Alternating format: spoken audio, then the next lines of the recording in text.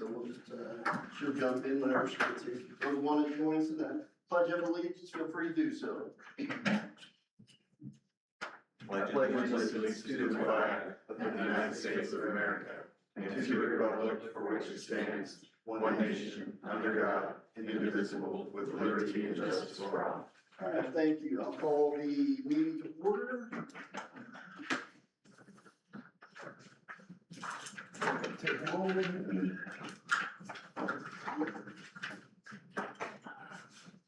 Alderman Smith.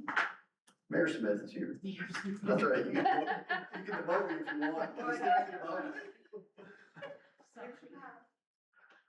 Alderman Casey Hilliard, present. Alderman Jeremy Hill. Present. Alderman David Lee. Alderman Joyce Lancaster. Alderman Rachel Matheson. Present. Alderman Carol Wilson.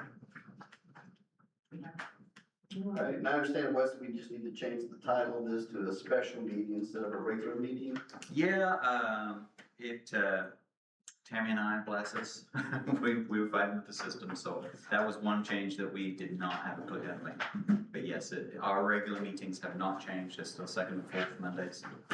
This is a special. Anything else with the agenda we need to modify? Or no change to that. Well, actually, we're gonna move 7 Alpha up to just before or after citizen input and before discussion. Can we get a motion? I'll make a motion, we approve the agenda with the changes stated. Second.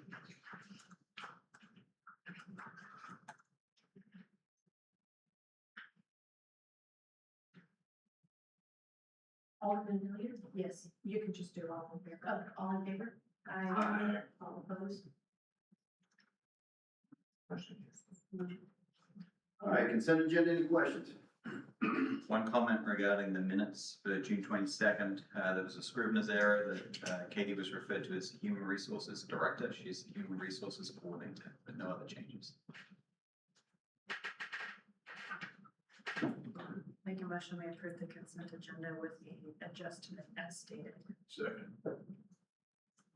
Ken, all in favor, say aye. Aye. All opposed? All right, section 4, citizen input. If there's anybody here that would like to step forth and give us your name and your address and any statements, opinions, or whatever you'd like to tell us, feel free to do so now. Seeing no one, I'll close section 4, citizen input. All right, next item is going to be item 7A. I'll go ahead and read it, Tammy. An ordinance of the city of Willard, Missouri adopting the city of Willard economic development incentive policy. That's what time Joyce can. 6 of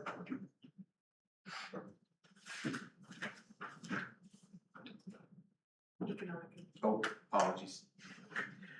This one right here is your final product from the discussions with Lindsay. She did recommend one change. I gotta find it now.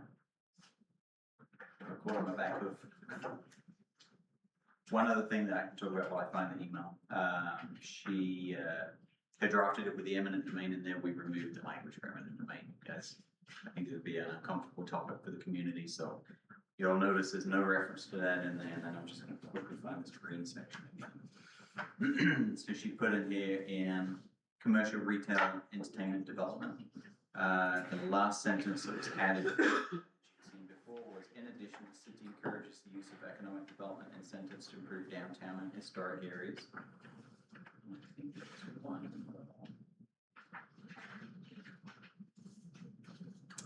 And then in the TIF section,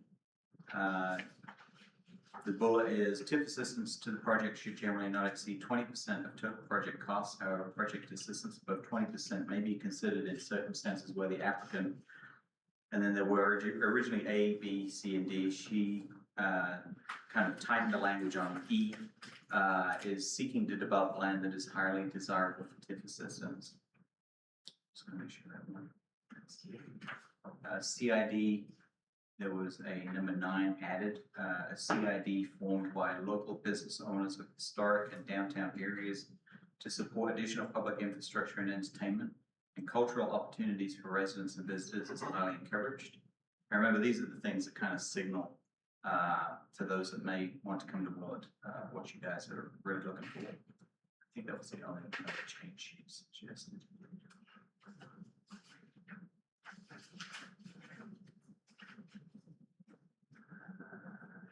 Yeah, that's it. So other than that, the policy should reflect kind of the guidance that you guys have put in and the things you've seen develop over the last couple of presentations.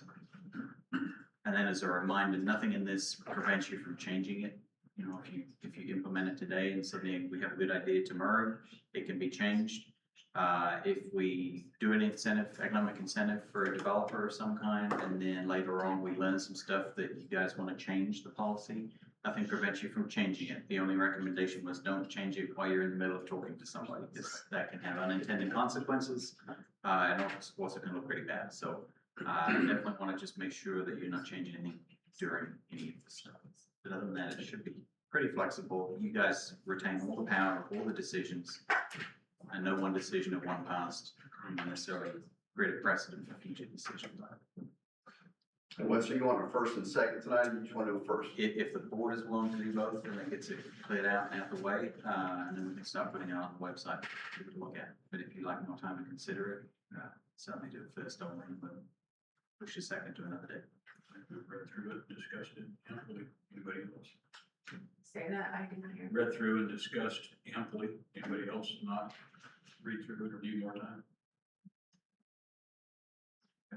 Okay. Make a motion that, pass the ordinance as stated. A second. First and the second. Alderman Miller, Yes. Alderman Hill, Yes. Alderman King, Yes. Alderman Lancaster, Yes. Alderman Max. Yes. Make a motion that Second. All in favor? Aye. All opposed?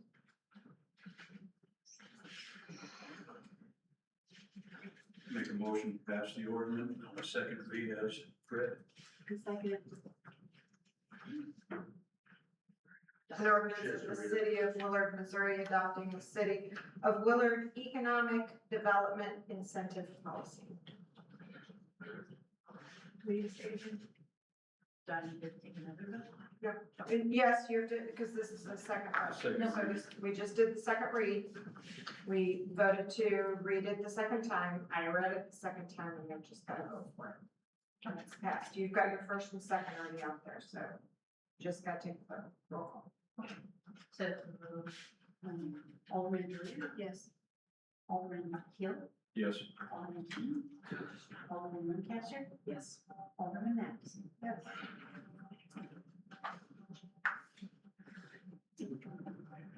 Thank you guys for showing up, and you're welcome to stick around and listen to all the other exciting things that we're gonna discuss tonight. Up to you. But thanks for attending. All right, now we're moving back to 5A capstone project. Mike, that's you. Yep. Wes, can you bring that up? I can just write down my one. Okay, so what this is, I've been in classes, learning about, basically, different courses in this, to help run the city, and what the capstone project is in lieu of an assignment, I'm asked to take on, an area of concern for the city and make a plausible suggestion. And what I've focused on is employee culture and development. We're a small city. We're constantly, battling to keep employees. And through research and networking and some different things, I've come up with some, ideas to present to the board. And cool thing about capstone is the board can do whatever they want with it. I'm required to produce a capstone and present a capstone. It's not required to be accepted, or it's not required to be moved forward in any other way unless the board desires to do so. So, real quick, we can move forward, Wes. Basically, that's what this is. It's just the capstone for my certified public manager. And I've taken on some complex problems, I believe, and we'll go through those real quick. Next slide. When I got here, we had a real problem with, culture. Willard has limited resources. There wasn't a constant direction. So retention was difficult. When I got here, there was a lot of migration. So not only did we lose high quality, long tenured people, but you have a real knowledge gap. So if somebody leaves, it's been here 10 years, they take everything they have with them and we are left starting over. So, what I've tried to do is not only put together a program and some policies that will help on our production side, but increase, our leadership capabilities, that will help with our other side, succession planning and knowledge gap and stuff like that. Next slide. Went to a lot of different places. I have some online resources from some psychologists and people that are a lot smarter than I am to back up some of the findings that I'm finding. I'm dealing with other cities that have gone through the same thing in their capstone project. So we're networking back and forth. Obviously, when Wes first got here, he had a stay interview that identified potential concerns from employees, salary, healthcare, different things. We've had one-on-one discussions with many employees. We went over past minutes and meetings, and we've had citizen input on, what they feel can be improved. Next slide. This is some of the analysis that came back to us. We really needed to define our expectations. There were no, as HR could probably attest, there were no job descriptions, there were no expectations to fall back on. So they've done a really good job at updating the job descriptions, code of ethics, employee manual, which we'll go over. They've been a huge help in this.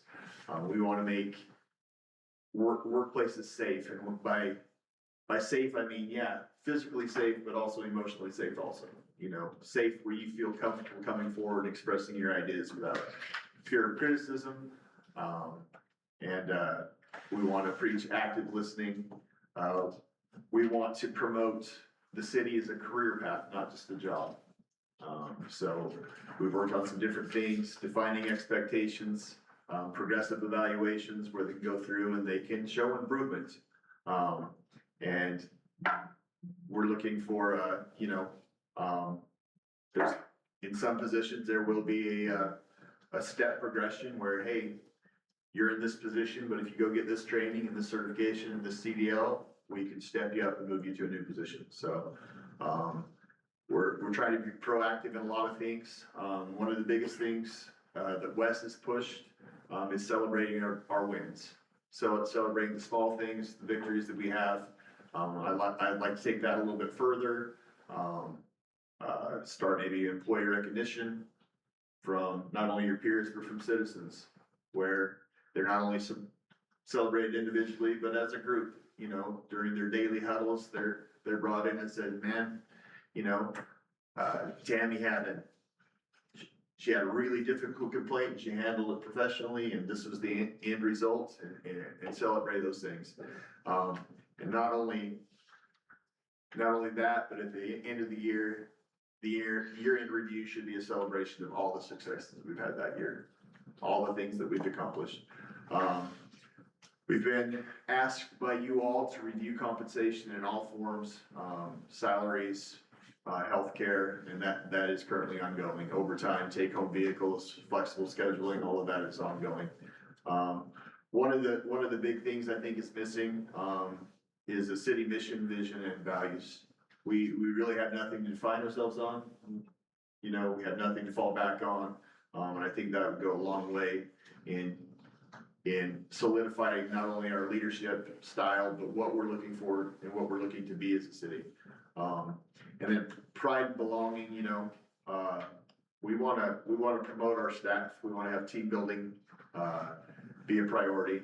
And we wanna promote get-togethers, service opportunities, get-togethers, community events, we wanna promote all those things. Next slide.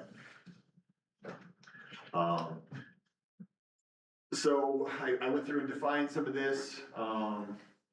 We want to promote collaboration over isolation. We're all in this together, so it's not me, it's we. So whatever we can do to attack an opportunity or situation, that's what we need to look for. We're defining expectations, so we also need to define accountability. So if we're expecting things, they need to be rewarded or they need to be accountable for those things that they're supposed to be doing.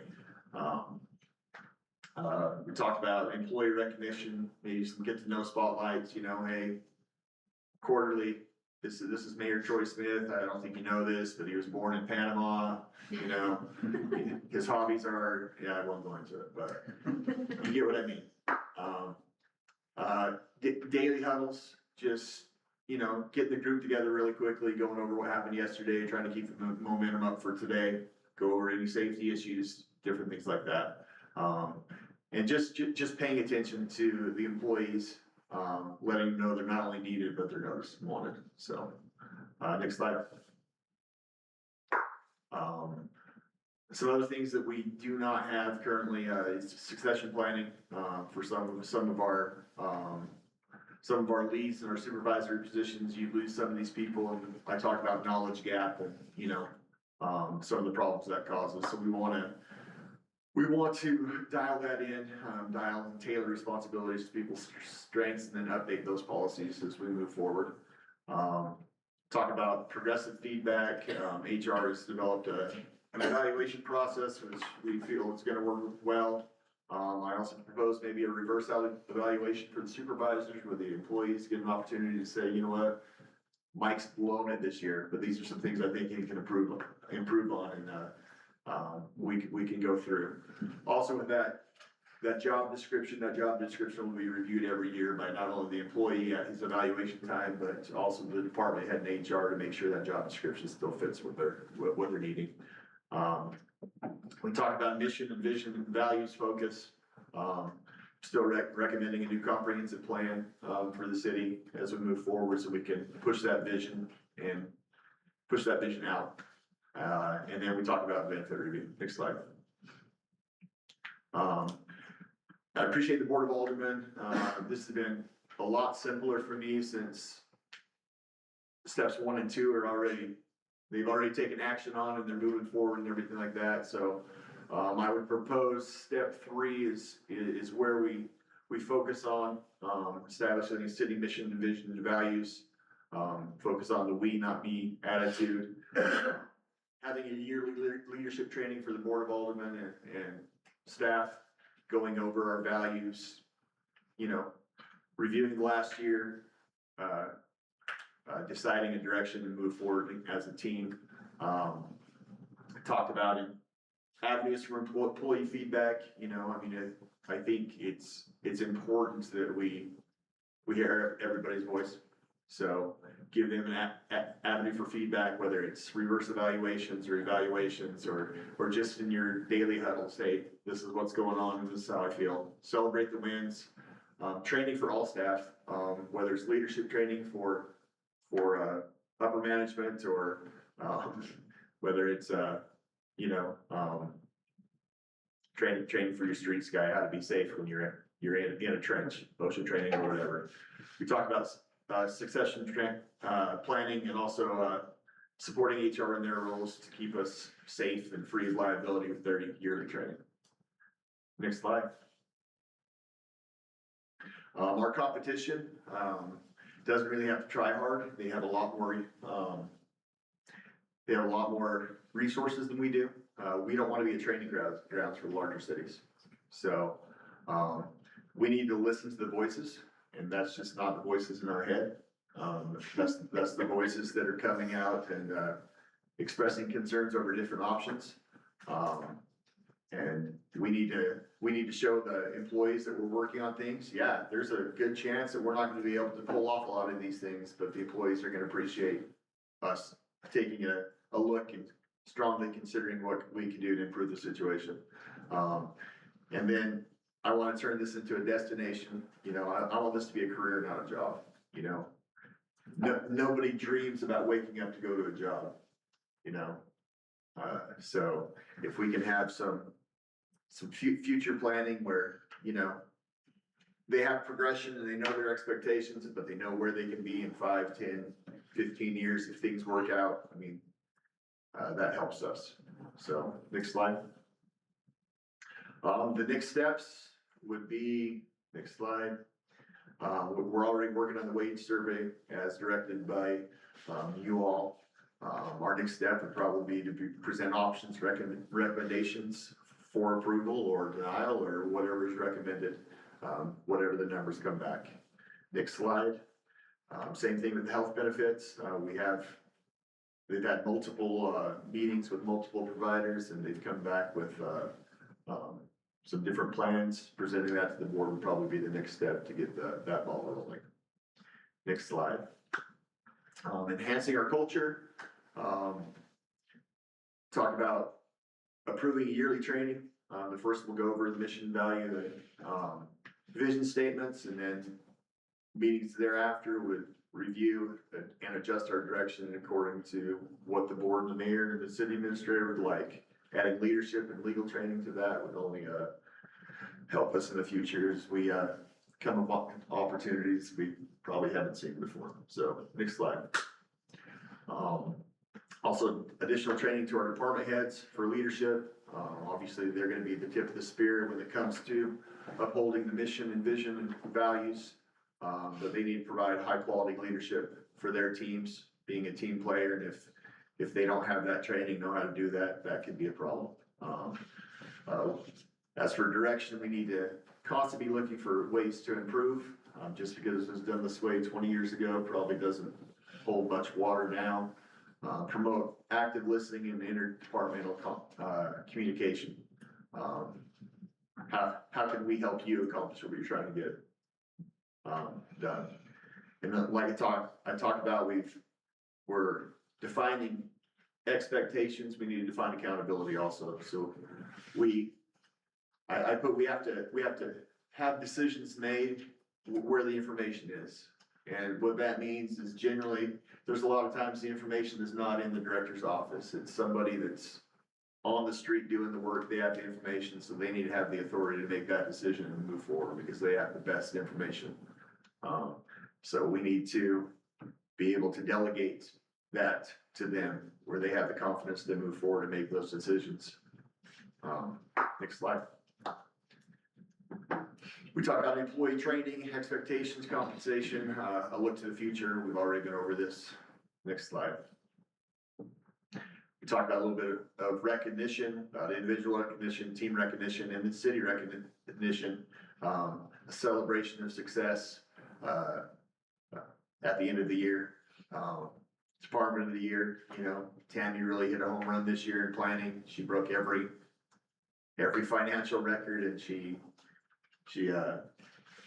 was clerking for 4 meetings during the year, you know, so,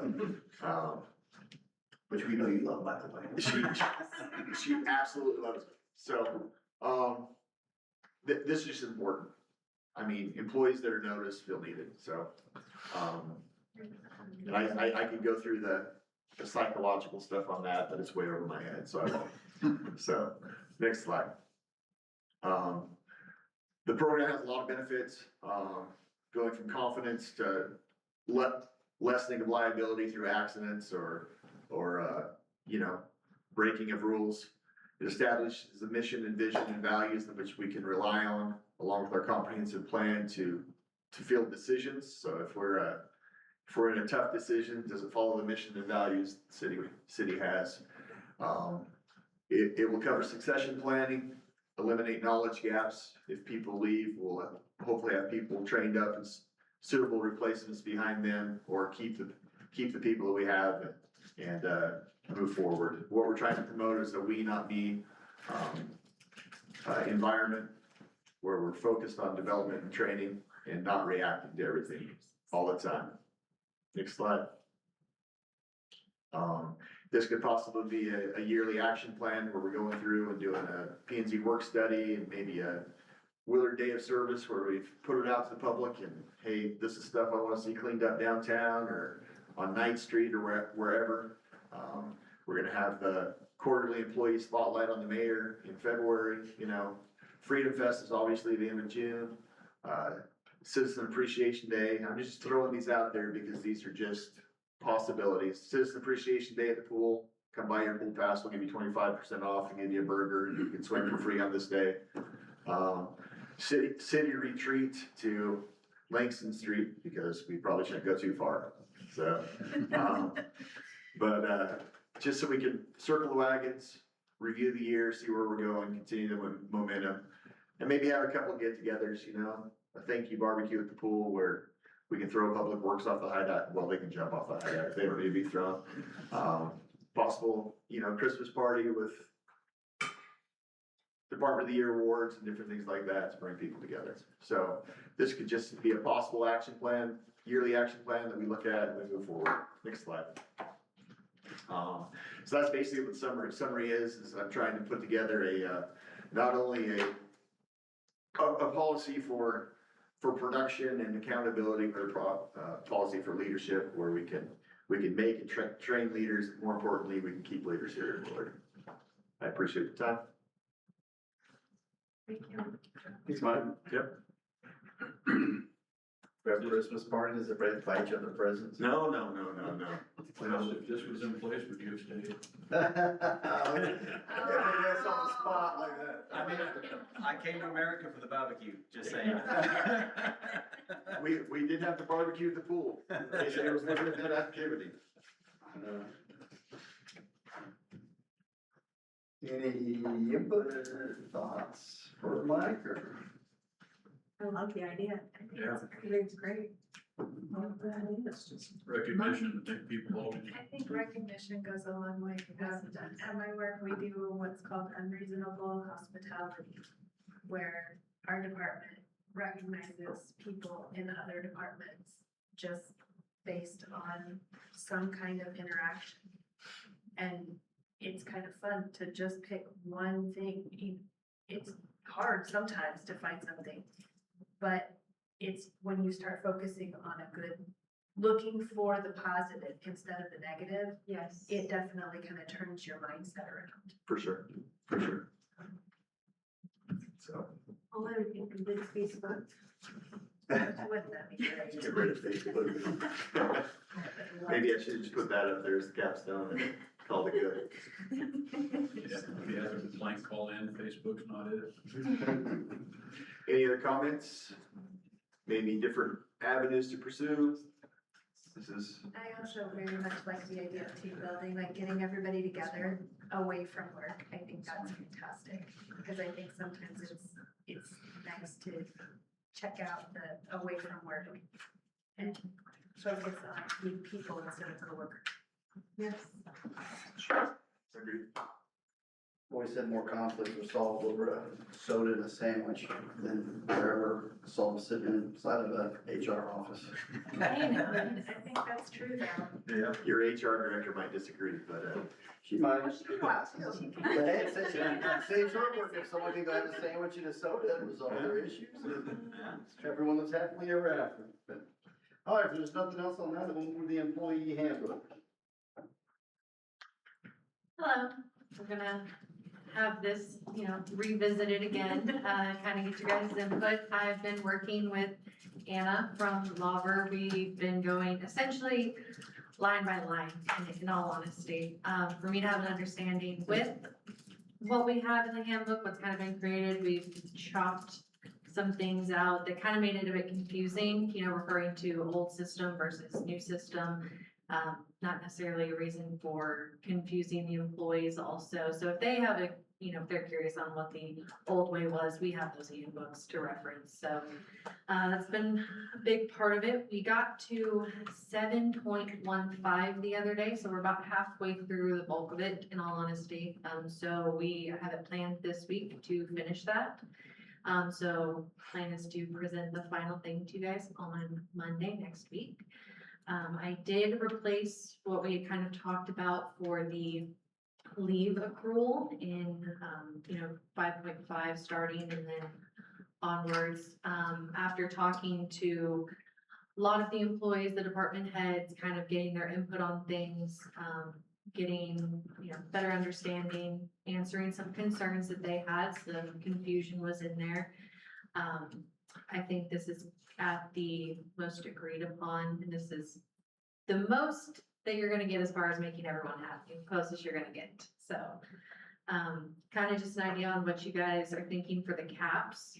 I've talked with about a dozen other municipalities in the past week, so had a lot of networking going on with, some of our neighbors and other cities similar sized outside of like St. Louis and Kansas City, so that's been beneficial. They also really like the idea of just the single PTO bucket. They're trying to also make their way into that.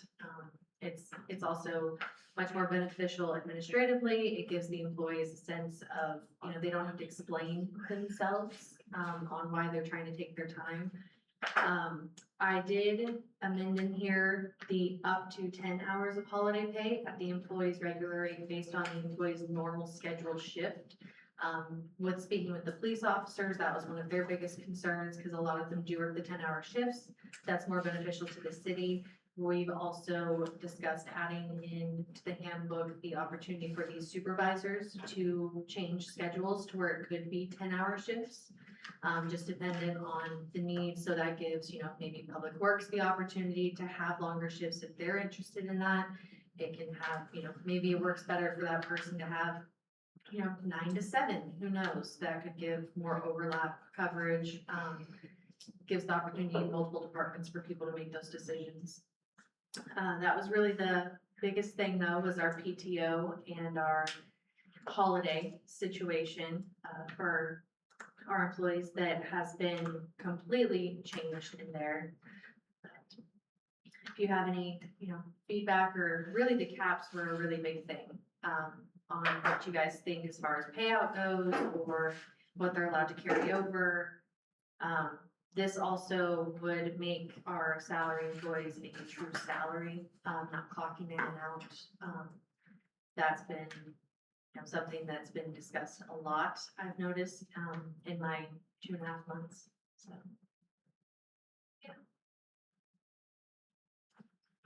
I thought we were going to tonight have a presentation of 2 different options of So what we recommend versus what's on the table. So really this, I'm, in all honesty, this is my recommendation for, after having talked to everyone, having an idea of this is what's kind of the best option. I do have in there what we had before. It's, again, the salary employees kind of were on the one side and then the hourly employees were on the opposite side. So it's a compromise suggestion. So it's up to you guys on what it is that you would prefer, but this has really been the only one that I've been getting. Can I provide a little bit more detail on the compromise suggestion? The one that's in the handbook that I replaced it with. So we also have in the packet, our old one. I pulled it out so that you can see what we did have. We're separated out into the different buckets and explaining that.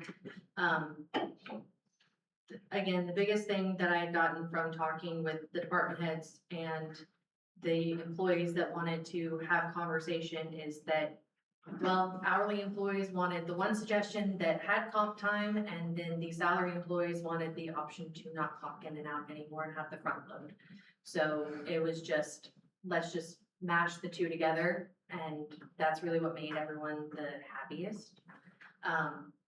Our years of service and our accrual rates are the same, despite if you're a salary or an hourly employee. The big difference is just the salary employees have the front load, and this also gives the hourly employees the option to opt into having up to 40 hours of comp time at the beginning of the year. That was something that they've expressed interest in.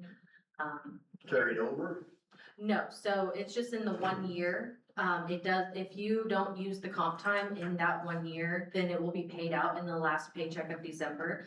Because they'll be accruing it at their overtime rate, so it'll be then paid out if they chose not to use it. And they can only accrue 40 hours throughout the year? Well, and that's one of those things, it's up to you guys.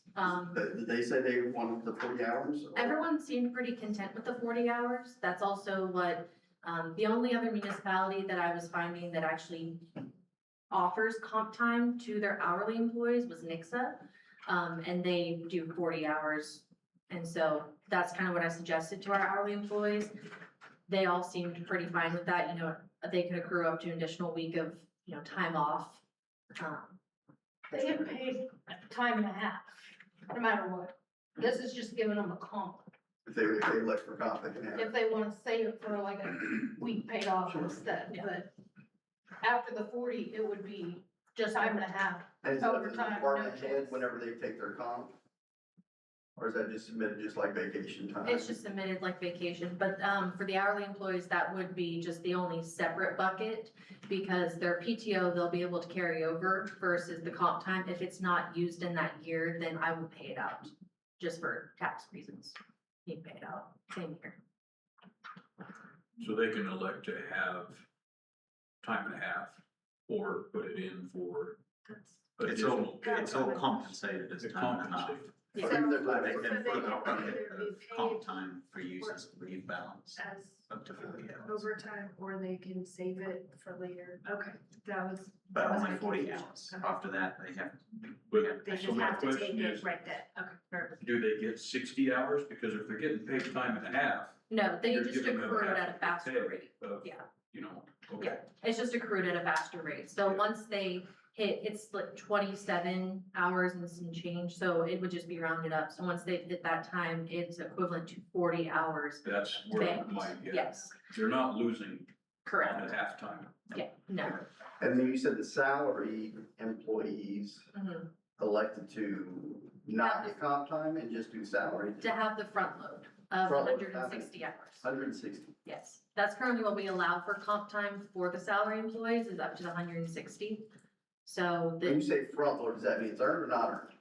Yeah. not technically earned, it's at the beginning of the year. If they So start, it's just given 160 hours of comp time. yes, So they could take 160 hours from that point forward and then quit.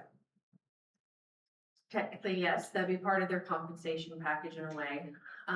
For them to be allowed to. However, a lot of our salary employees are earning more than the 160 in a year or could earn more than that. Because the way that it's stated right now is just for us to have up to 160 hours banked at that time. But if you use part of that, it can then be reloaded. So someone could take, you know, they get 160 hours, so they take a week-long vacation. Okay, now they're down to 120. They can still refill that bank as it stands right now. That's, it's not that it can only be used for the entire year at 160. They could have a lot more than that in 1 year. So this would be them being front-loaded it, and then they may use up to 160 hours in their first year.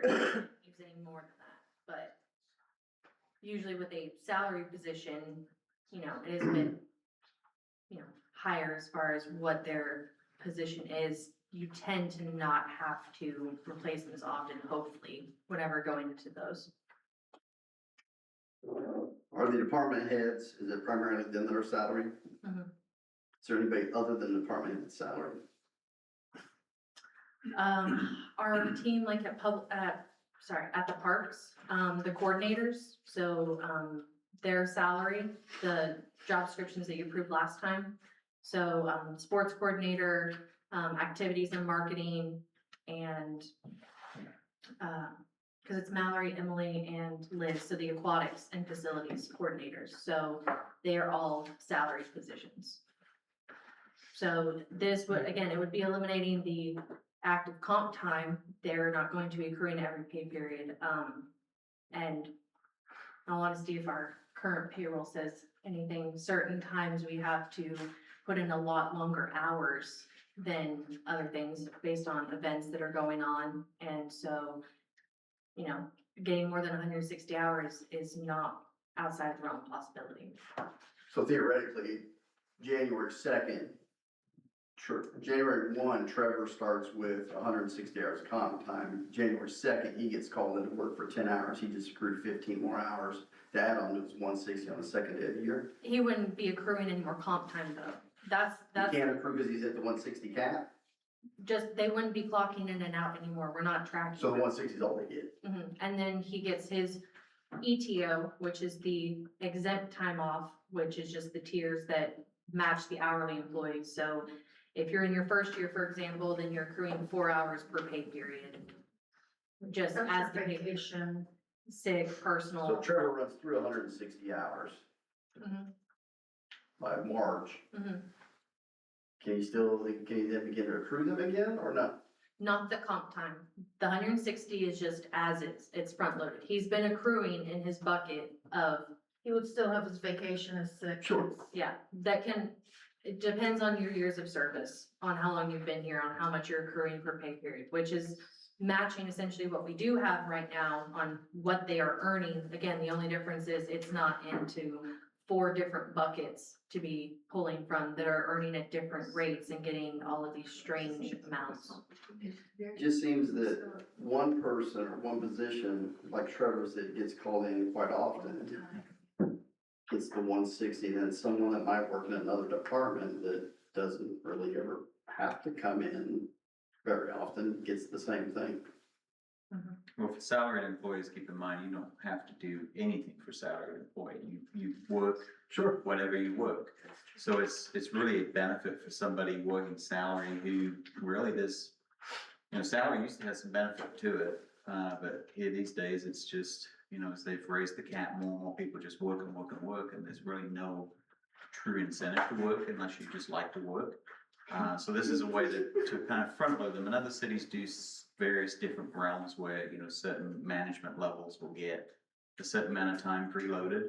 My Eurotrash cousins, we used to get all our leave at the beginning of the year, but the difference was it was never owned by us. So you got it loaded on January 1, use what you could. If you couldn't use it all, December 31 rolls around, everything got taken away, and then January 1, you got your new bank. So I And we think would, there will be that option.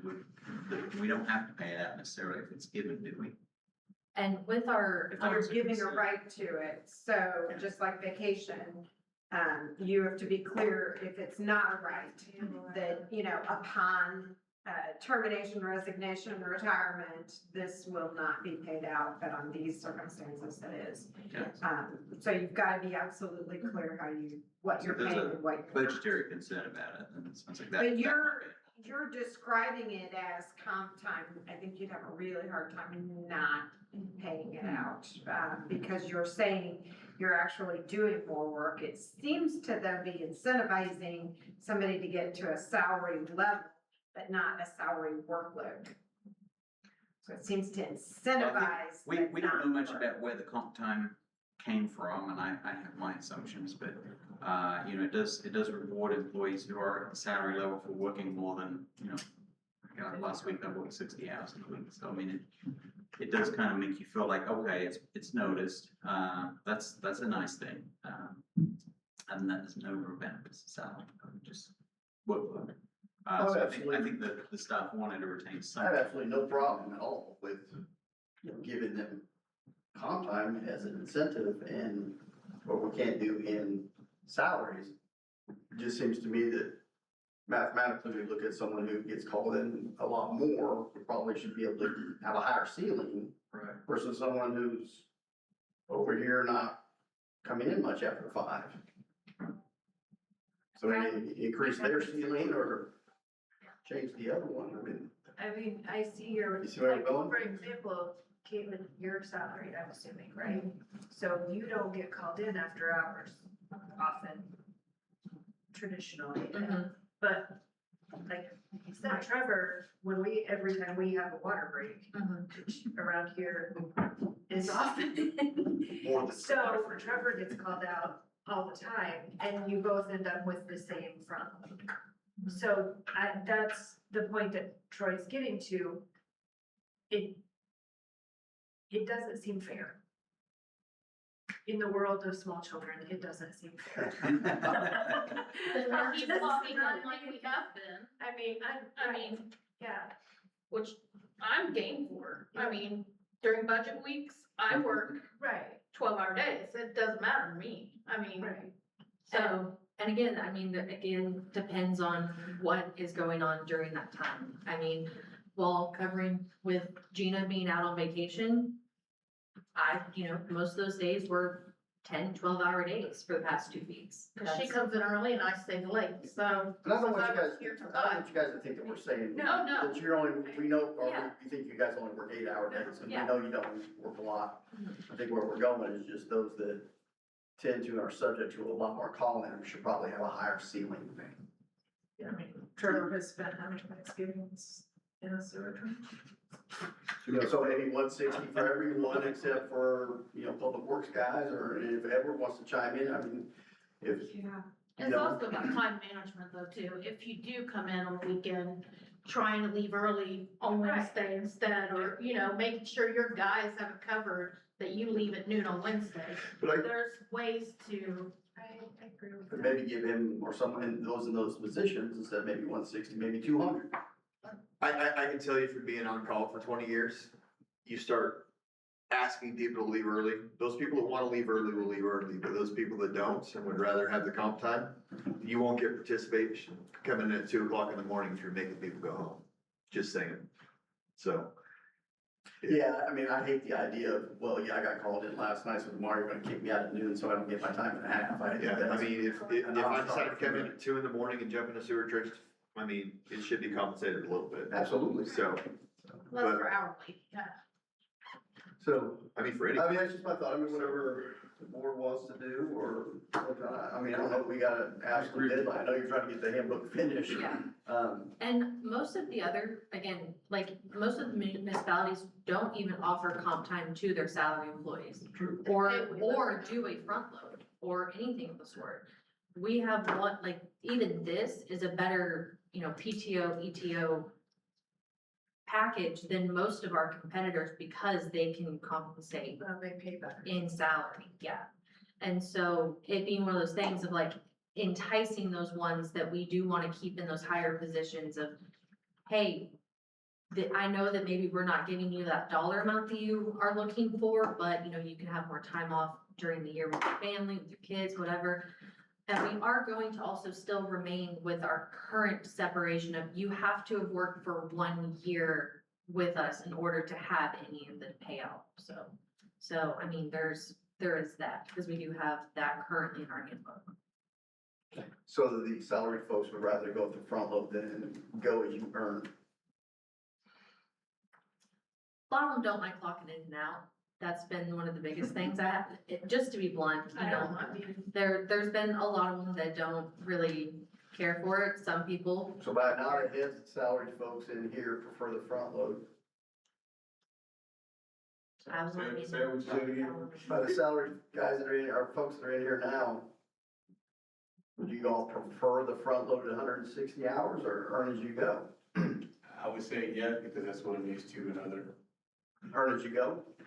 yeah, because for me, when you talk about clock in, half the time I forget to clock in. He's not Or using, he's clock saying out. the front load, because he's So not he's saying saying the front, front so load, yeah. front load. I'm kind of indifferent to it. I mean, honestly, I'm clocking in and out to me is not really a big deal anyway, but I see benefits to either side. Clocking in gets annoying sometimes, but Gina? so does 80-hour Front weeks. load? Yeah. not really, but We'll say if you don't. I don't really wanna do front load, but I don't mind clocking in and out. It takes 2 seconds of my time. Katie? I'm fine either way, but I'm also coming from a place where we front loaded your entire, you didn't accrue. So, I mean, that's another thing, so, and this is my first time being salaried, so. I've always been a clock in, clock out person, I'm fine either way, but. I guess if we did front load, I mean, what's to stop somebody on January 2nd to just say I quit and get their 160? Well, I haven't paid them now, and they have to work one. Well, I'm day. just curious, I don't know. Yeah. You know, I mean, surely we can put something in the ordinance about it being prorated. But Well- the separation also caps them at how much we'll pay out anyway. so And they it would have just to have it would worked just for us for contribute 1 towards year. their total cap. So if they got 160 hours and they haven't taken any other leave, then we'd probably be paying out their vacation anyway, or their ETO. So either way, they're gonna be blocked from getting time. And they do have to complete a 2 weeks notice and actually follow through with that. That's part of the separation rules. So like you have to complete your 2 weeks notice without any other problems during that time. You know, you can't like, oh, well, here's my 2 weeks and now I'm going to take my PTO for those 2 weeks. Like you actually have to complete a true 2 weeks with us in order to get, you know, payout. That's worded in there. And you have to have worked with us for 1 year in order to get any type of payout. But 1 year and a day gets me 4 weeks pay. Our work, we get uploaded, we get upfront, but we're still accruing it throughout the year. So like if you take it all, then you would have to pay it back if something happened. I think it's a good incentive if we, since we can't match the pay of, surrounding jurisdiction, but I think it's something that we should definitely consider. So, you want an answer from the board? I think directions on constraints you'd like to see would like to Yeah. be helpful as she develops the final policy. If there are any particular heartburn moments in there. And those that we know put in more than 160 a year, we know some of our salaried employees do that. I think there should be positions of that nature, as Troy was saying, should have a higher cap. I mean, that 4-year salary, people say that's not that big of a deal No. to just earn what I earn as I go. So I got 95 last year in just 6 months, so. Close to 400. I've gotten like 30 in 2 Exactly, months. close to 400, probably Exactly. similar.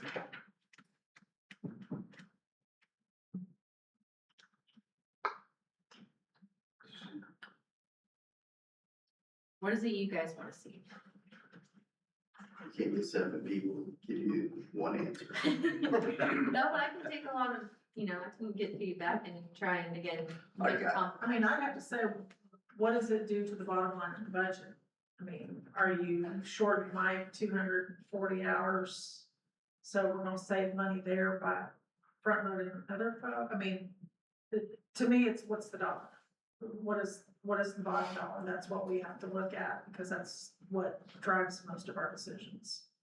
Very true. The bottom dollar to properly take care of our employees the best way possible. Yeah, but like I say, I mean, Mike said he got 400 last year, so he's losing 200. 240 hours. No, 100. It'll I teach think me math not to work. tonight. My brain's- Well, like Gina said, I mean, it's gonna require him and the city administrator to do some clock management, because I know Mike is willing to go jump on a shovel or siphon gas or whatever.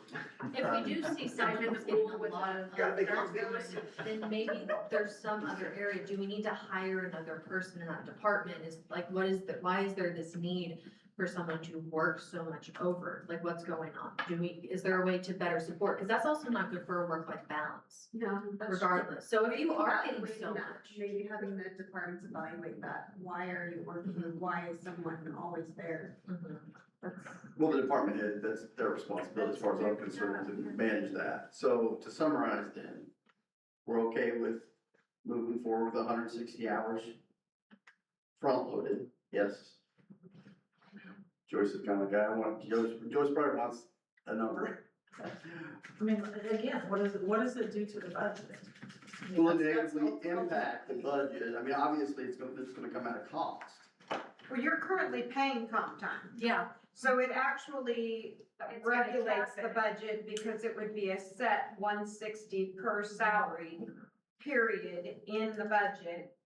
And it wouldn't go above that, whereas currently you have no control and they're getting whatever they get. So they're getting the It'd 400. be easier to forecast going forward on a budget because we know how many salaried employees we have, we know exactly how many hours we're gonna get. So we would have a good set number moving forward, what that's Right now, gonna we cost. estimate it. For those who receive more than 160 hours, in theory, they will be better about managing their hours and spreading the load. So it does help with that management concept of sharing that load. but it would stabilize the budget. You wouldn't have end of year overtime. But then it's Mike leaving, because he can't get all his work done. All he gets is 160. You know, cause then what we'll I look just at, left then what we'll look at doing is hiring people for his department. I mean, if it gets to such with growth that, you know, Mike feels the need to work, you know, 90 hours a week, we're gonna sit down and we're gonna look at who we need to hire to take the burden off. And we will hire somebody. And if we need to hire two, and we can show the need for it, then we'll do that. Cause that means we're growing. Well, we are growing, and the problem with, you know, the revenue comes after the growth, but we have to try to deal with the growth first, but we don't have the revenue from it yet. So what we're hearing is you're good with the front load, you prefer that majority, right?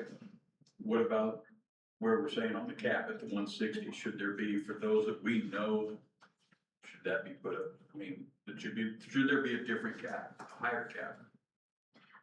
I'll say that's more up to, you know, your guys' opinion in all honesty, because I feel like that can sometimes get into a line of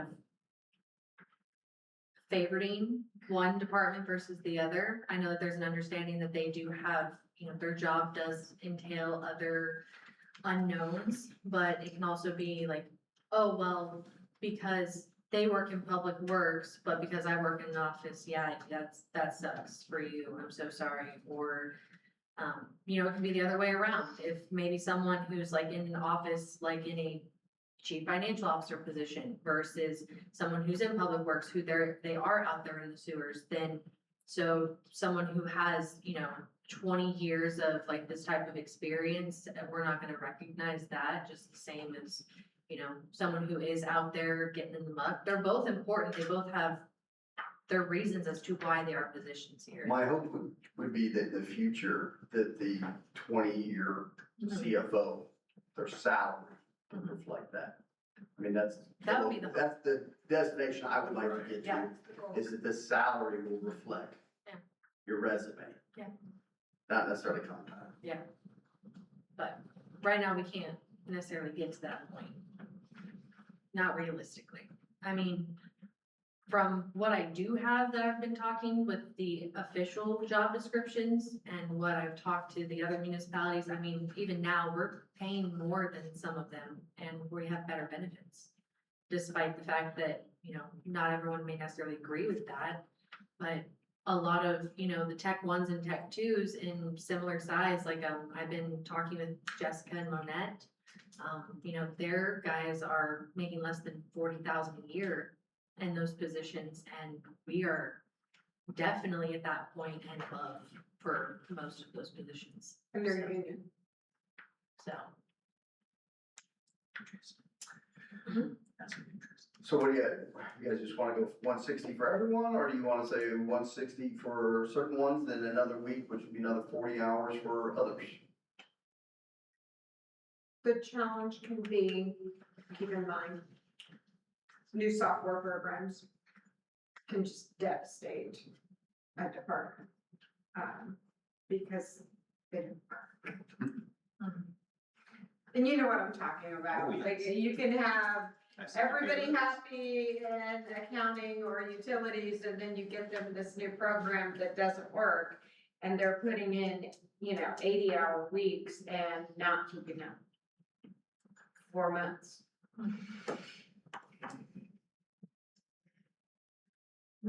David, what say you? I say flat 160. Casey, Might as well just leave it at the 160. Rachel?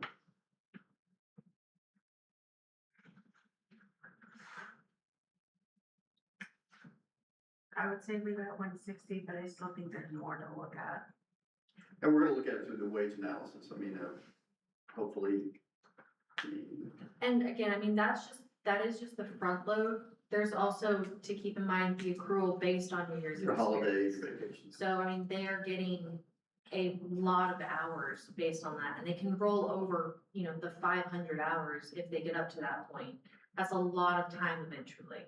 So the 160 is just that you will for sure be guaranteed this, and again, it's gonna help us get those positions in, try and keep them until they do get to the higher years of service with them. Karen? agree with Rachel, there's more to look at.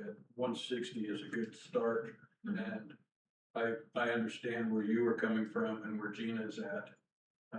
Sometimes you are here quite a bit, but you're also not walking through sewer and mud and muck and out in the freezing.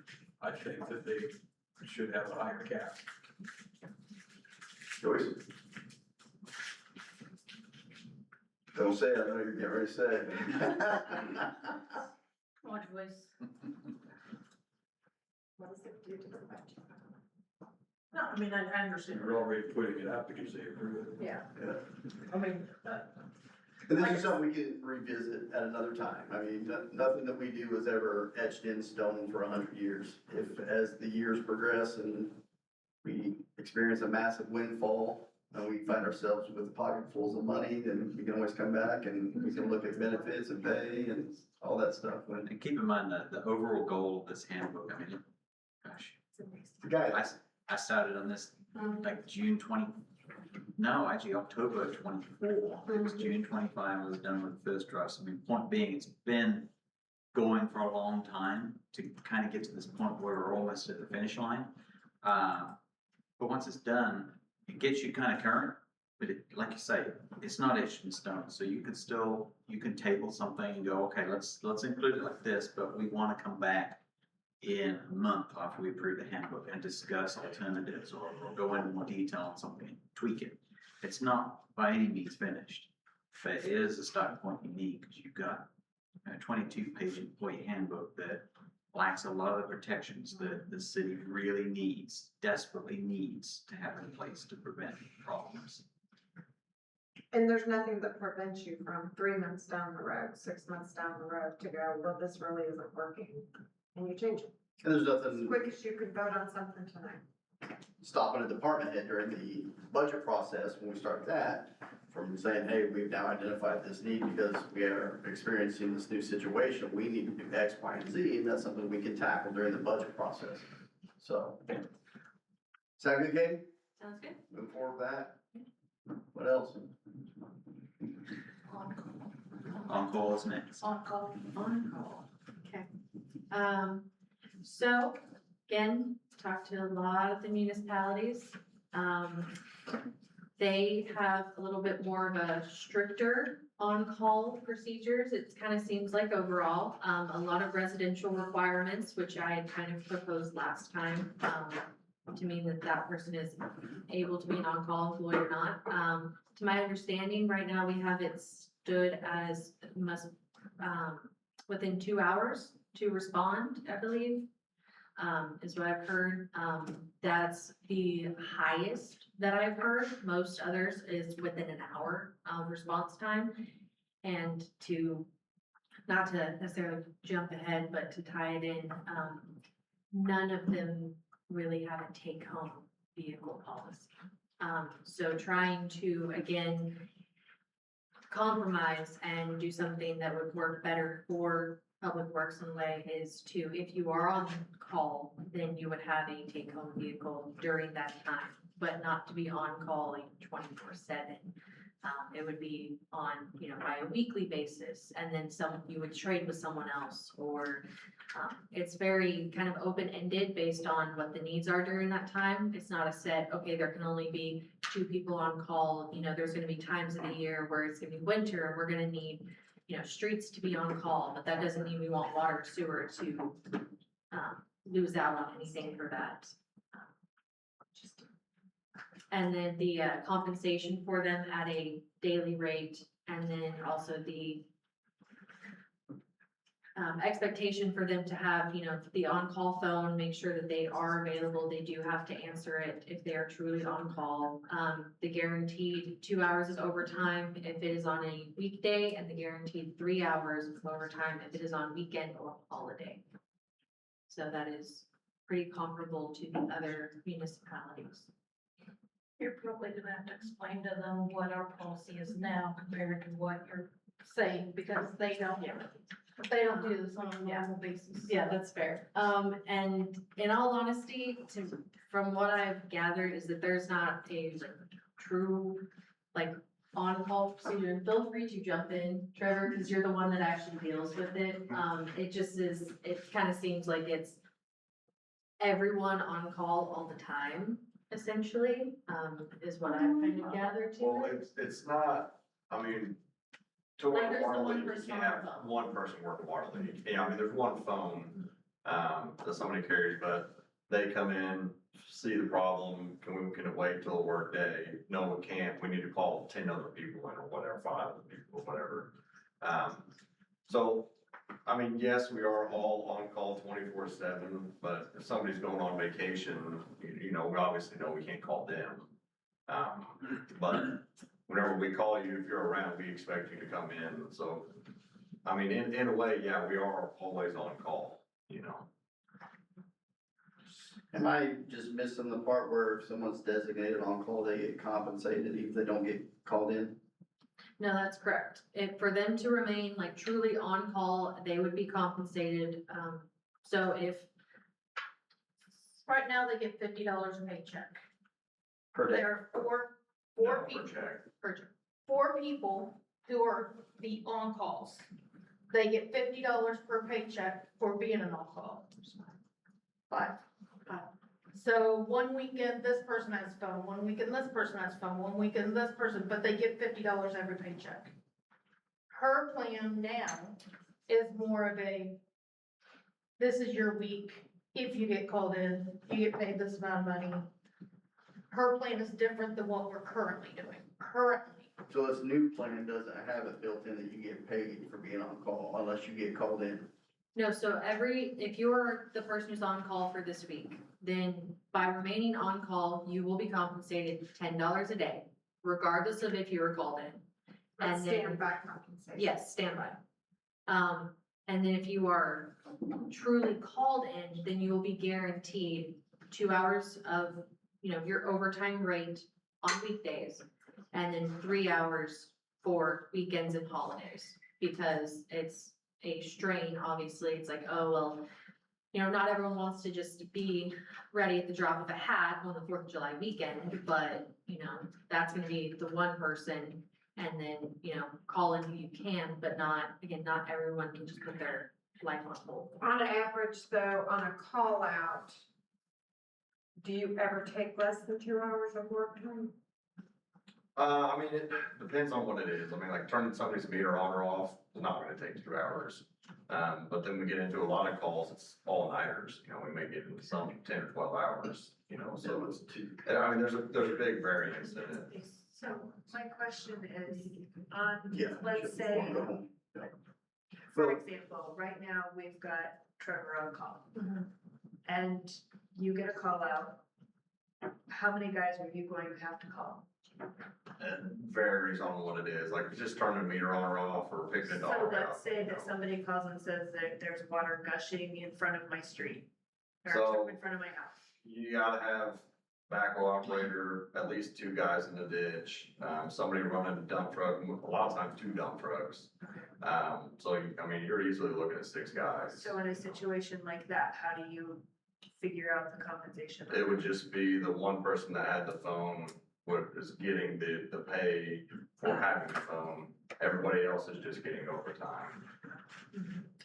So if we go to the system where one person is on call for their $10 a day, the requirements are remain reachable by phone, respond within the required time frame, and live within 20 miles, remain fit for duty, no alcohol or impairing substances, maintain possession of the assigned city phone device. Those are the requirements that the one person that's on call has to abide by for $10 a day. Is that correct? You guys don't want my opinion on this. Troy? No, yeah, That's laughable. that $10 isn't enough for that. Not at all. When I worked for the county, I was on the on-call team, there's 8 of us. And like Friday to Friday, we got 5% of our monthly salary. Our monthly income. All the time, just for being on that on-call team. It was our week, we got minimum 2 hours, and then time and a half, or double time. When we actually went out to work. And we had We'd call other people in if we needed them, because we did a variety of things. Broken windows, shutting off water leaks, whatever. But we'd evaluated that we got 5% of what we made monthly. So that was just a stipend to be on the on-call. Yeah, it's on call. Whether you got called out or not, cause then the call out, you go to the Because minimum, we were still and doing then calls. you get your hourly. Be available. So when I started, it was 125 a week. And then if I had it both weeks in a paycheck, then I got 250. But what ended up happening with that is it got messed up on payroll several times and the wrong person was getting paid. And then we had a bunch of people arguing on taxes and it got crazy. So, Donna Slater, when she was here, she said, why don't we just make it whatever 5 are on call, we'll just give them $25 a week, and then it'll equal out to 125 after your 5 weeks. So that's how we had arranged it then, at that point in time. But, Except you're all on call. yeah, I mean, we're all, well, like I said, we're all always on call. And that's the thing, it seems like if something happens, it's very rarely something small. So Yeah. typically, if something happens when someone's on call, it's the bulk of the crew is all out there. Right. So those 5 people that are gonna be compensated, if one of them's on vacation though, and they can't respond, they're still being compensated for being on call. Not That's if you're on vacation. Not if You you're, can't be on call. but that's how it's set up right now though. but if you're on Because it's- vacation, aren't you just getting vacation pay? We got paid. No, cause it's, If we were on the team, we got paid. you No, know. you know, I agree, Jeremy. I mean, So, you're only You're on gonna get paid if you're actually on call. Yeah, You can't be on call if you're in Hawaii. yeah. yeah, So but to get time, still you got have to to be stand on by. vacation or sick leave. That's pretty much it. That's one way to keep a sober team. Everybody on call. And I will say, it's a lot better now, but there has been times where like, we get down, we've got like 3 people, and it's like, what do we do? I mean, we can't. So then it takes twice as long, and it's like, oh my God, you know, and, small crew, it's hard to keep people already, and it's even harder to get I people mean, to it show speaks up. volumes to your team that everybody is always available and able to show up when Yeah. something happens. And that's just kind of, I mean, that's kind of small municipality, you know, I mean, we're not special in that, you know, but I feel like we are special in that we have so many breaks, you know, like constant. And we are special that our crew does everything, water, sewer, streets. Right. You know, a lot of times it's just water or just soup, you know, so we're kind of different in that aspect. Well, I don't know what the number is, but I think that we just need to come up with a different number. cause this But gives them water would be 110 your a most week. called out, right? It gives them 110 a week. Yeah, I'd say water probably is the most called out. $10 a day. With the $10 during the work week and then $30 on weekends, cause it's a full 7 days. It's $110, which is just a little bit more than kind of what they're averaging right now. Cause each one gets $1,300 a year for being on call. Right now, where it stands. And that's all 5 of them being on call all the time. Cause we don't take it out if they were on call. All the time, whoever has the phone. Yeah, but again, yeah, it's just that all 5 people are compensated every payroll for it Does the regardless. Same apply to the police department? No. I think they have a different system. They don't do on call. It's just failing to call off my officers was a 2-hour pay. If I didn't call them off I think 24 hours I think at a time. it's- I'm not saying here, but I'm saying was that what you got? If you weren't called off within 24 hours, you got for on call? We used to have a minimum 2 hours if you stepped foot in the building, it was 2 hours.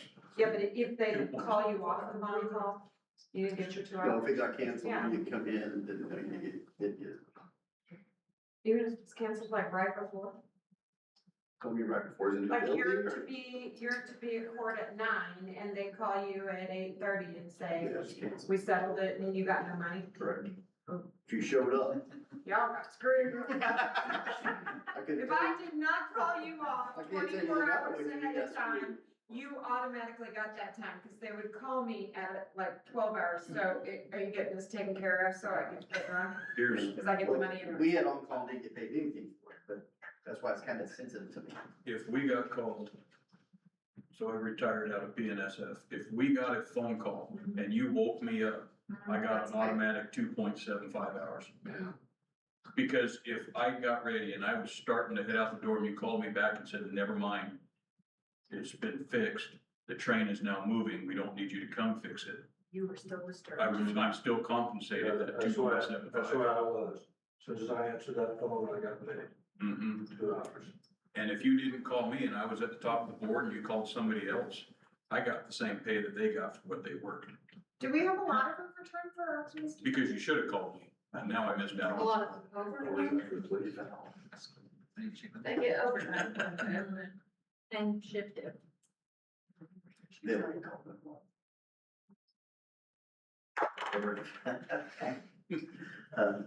But the other They have companies and reserve what they do officers. is different than what we do. The police but there's department has reserve something that officers. should be dialed in here. So if something happens on the weekend and they need a reserve officer, they will call a reserve officer most of the time.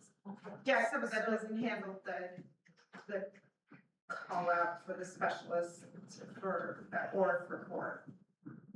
Because that was the most expensive in my jurisdiction. So Troy, I think, just, and I'm not sure, just from your reaction, I think you understood this, but, so Trevor currently gets, and he would, I think with this as well, maybe.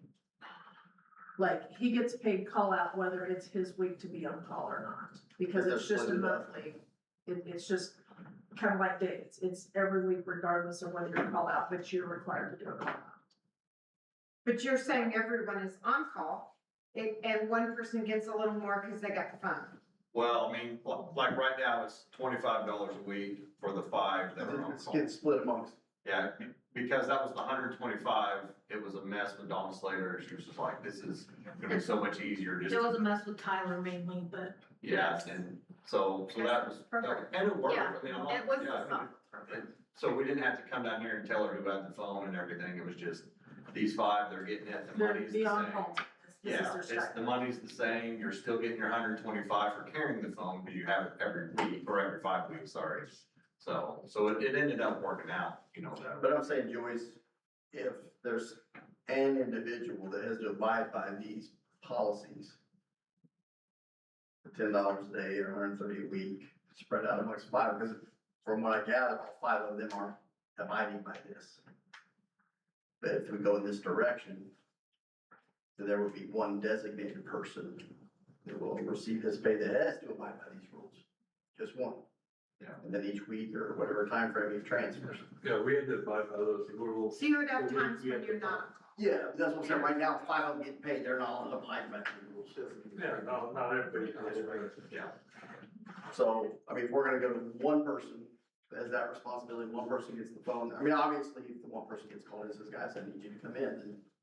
Yeah, like I said, we understand, if somebody's been drinking or something, we're obviously gonna be like, dude, stay home, like, don't come in, you know, like, but, I mean, like I said, that's come up too, where it's like, oh crap, you know, Christmas morning, who all wants to come on Christmas morning? Well, majority is gonna say no, but that's part of the job, Sounds of it. you know. Works all fishing, the guy can't get there. Yeah, yeah, I mean, I've had to book it from Branson before, it's like nobody else can come in, you know, I mean, so that, I mean, that stuff happens. Got a grocery cart full of groceries in Walmart, get the call, just leave the cart and go. Yeah. Or do you guys like the one person on call, Been there. or do you like the collective on call? Well, I like having one person designated, but, you know, everybody is still on the understanding that, you know, at any given time, we can still call you, you know. If it's bad enough, we'll still have to call you. And whether they choose to come in or not that's kind of why I do like that, you know, we're switching from 2 hours to 3 hours, on the weekends, because, you know, a lot of stuff happens on the weekends, so to incentivize them a little bit more, to say, hey, if you're willing to come in on this weekend, you know, we're gonna help you out a little bit more, or, you know, just other small benefits that we can do that don't necessarily affect the budget that much, but it helps the employee, you know, or we talked about sleeping days, you know, like that have been brought up, you know, potentially to look at in the future, stuff like that, you know.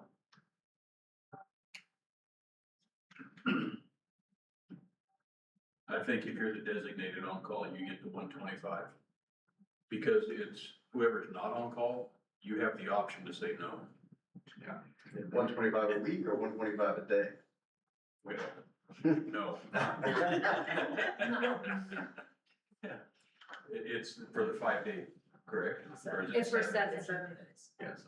What I will say is, they have the option to say no technically, but in their personnel and their job description, I mean, they are required to come in. So if they're telling me no every time, you know, there will be a problem, you know. Correct. Yeah. Yeah. Do you guys have a number you'd like, or? I know it's rather arbitrary, we're sitting here, it's, non-degree. Because this is telling this person that you cannot go and just live your life for this week. Yeah. But the way that, again, to my understanding with on-call and from talking with Anna and talking with the other, you know, again, I've talked a lot with Jessica, I talked with, some gals up in Peculiar, in Glendale around St. Louis. And the fact that, you know, we allow take-home vehicles has surprised them. The fact that we're even doing additional compensation, like for the, true, like 2 hours of overtime rate and 3 hours has surprised them. They do a day rate that's really not much better than what we do. Or what I'm presenting, I should say. And so, again, it's just kind of, I don't think that you should have to put your life solely on hold all of the time. But if you are truly on call and you are compensated for it, then you should show up. And if you're not showing up, then, you know. Oh, absolutely, Why if is you're the that? designated on-call, you better be showing up. Yeah, but like, again, I don't expect all 5 of those guys to always show up every single time. If they wanna go deer hunting, great, go deer hunting. You're not on call, but according to, you know, the pay history, you should have been on call, cause I paid you for it technically.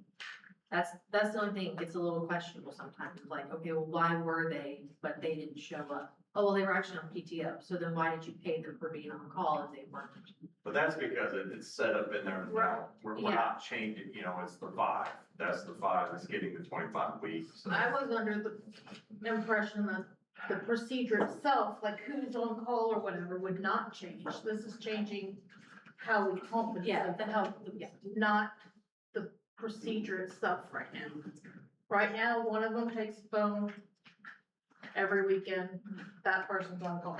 This changes how we compensate them only. Right, everything else stays the same. Yep. So the procedure is still the same. Like right now, you can get drunk if you have a phone for the weekend. You know, Yeah. right. Yeah. I mean, that's staying the same. All that's staying the same. If anything, it kind of guarantees that they get paid.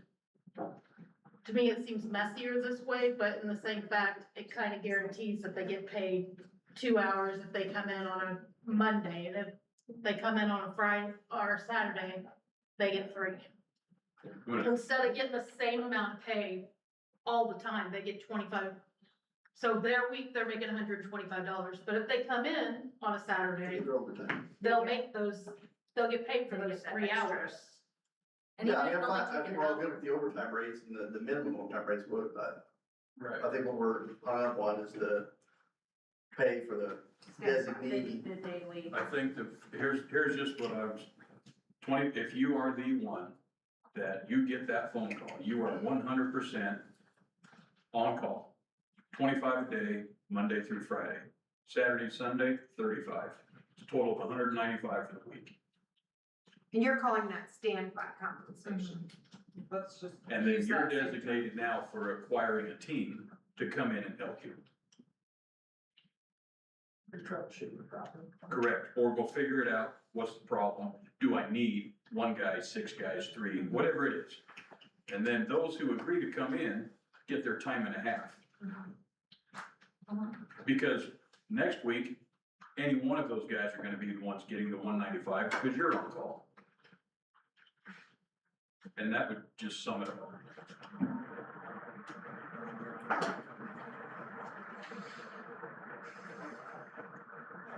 Doing the 110 a week for who's on standby, is $20 more a year than what we currently have also. I know it's not a lot, but it is a little bit more than what we're currently doing at the rate. Again, right now they're earning $1,300 for the year.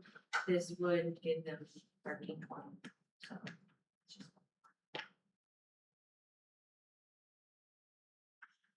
What say you? What say me is it's not enough to call me and tell me to be on call. I was gonna say, I'd like round numbers to at least go 200. I've laid on my back in the snow and the ice with a cut torch in my hand and a welder in the other. And you're not paying near enough if I'm having to go do that. Joyce?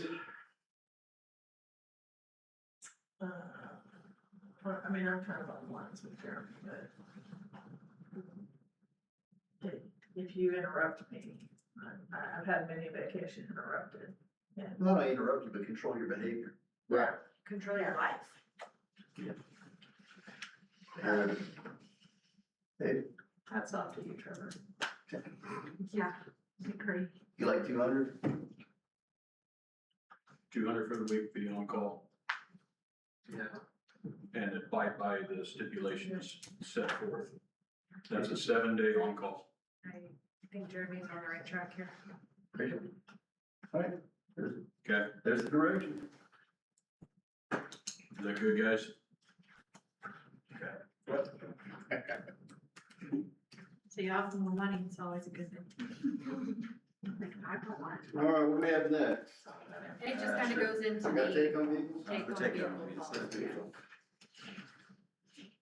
And just kind of, in a way, like standardizing, keeping track of it, if we one day get to a point to where our fleet is, solely our own, it's not in a lease, maintaining those costs, for maintenance and keeping our own fleet log is pretty important for like, okay, how are we spending our miles? Why are we having to do more maintenance on certain vehicles? And so their suggestion, daily fleet log, with talking with Wes, you get in the vehicle and explain, hey, this is where we're at for our mileage. This is kind of, what we're doing for the day. Did we notice there was any issues with the vehicle? Cause, us to maintain the records of that. And that's going again with who's on call having a take home. How many take on vehicles do we have right now in Public Works? We got myself, Shane, Derek, Kevin and JR. 5. Are those the 5 that are on call? Myself, I actually don't carry the phone myself. So I guess there would be, Matt would be the other one that's on call that he doesn't take a truck home. Cause he lives right here in town and he does his own thing after work, he mows and stuff, so he doesn't want to.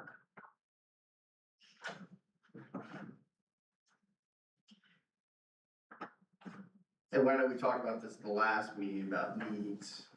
Is there equipment on those trucks that stay on the trucks that assist in the expeditious response time? Yeah, I would definitely say like Kevin and Shane's is the 2 big ones. They're both 1-ton trucks with air compressors, cranes, all that good stuff on them. So, and Kevin has all the water parts on his.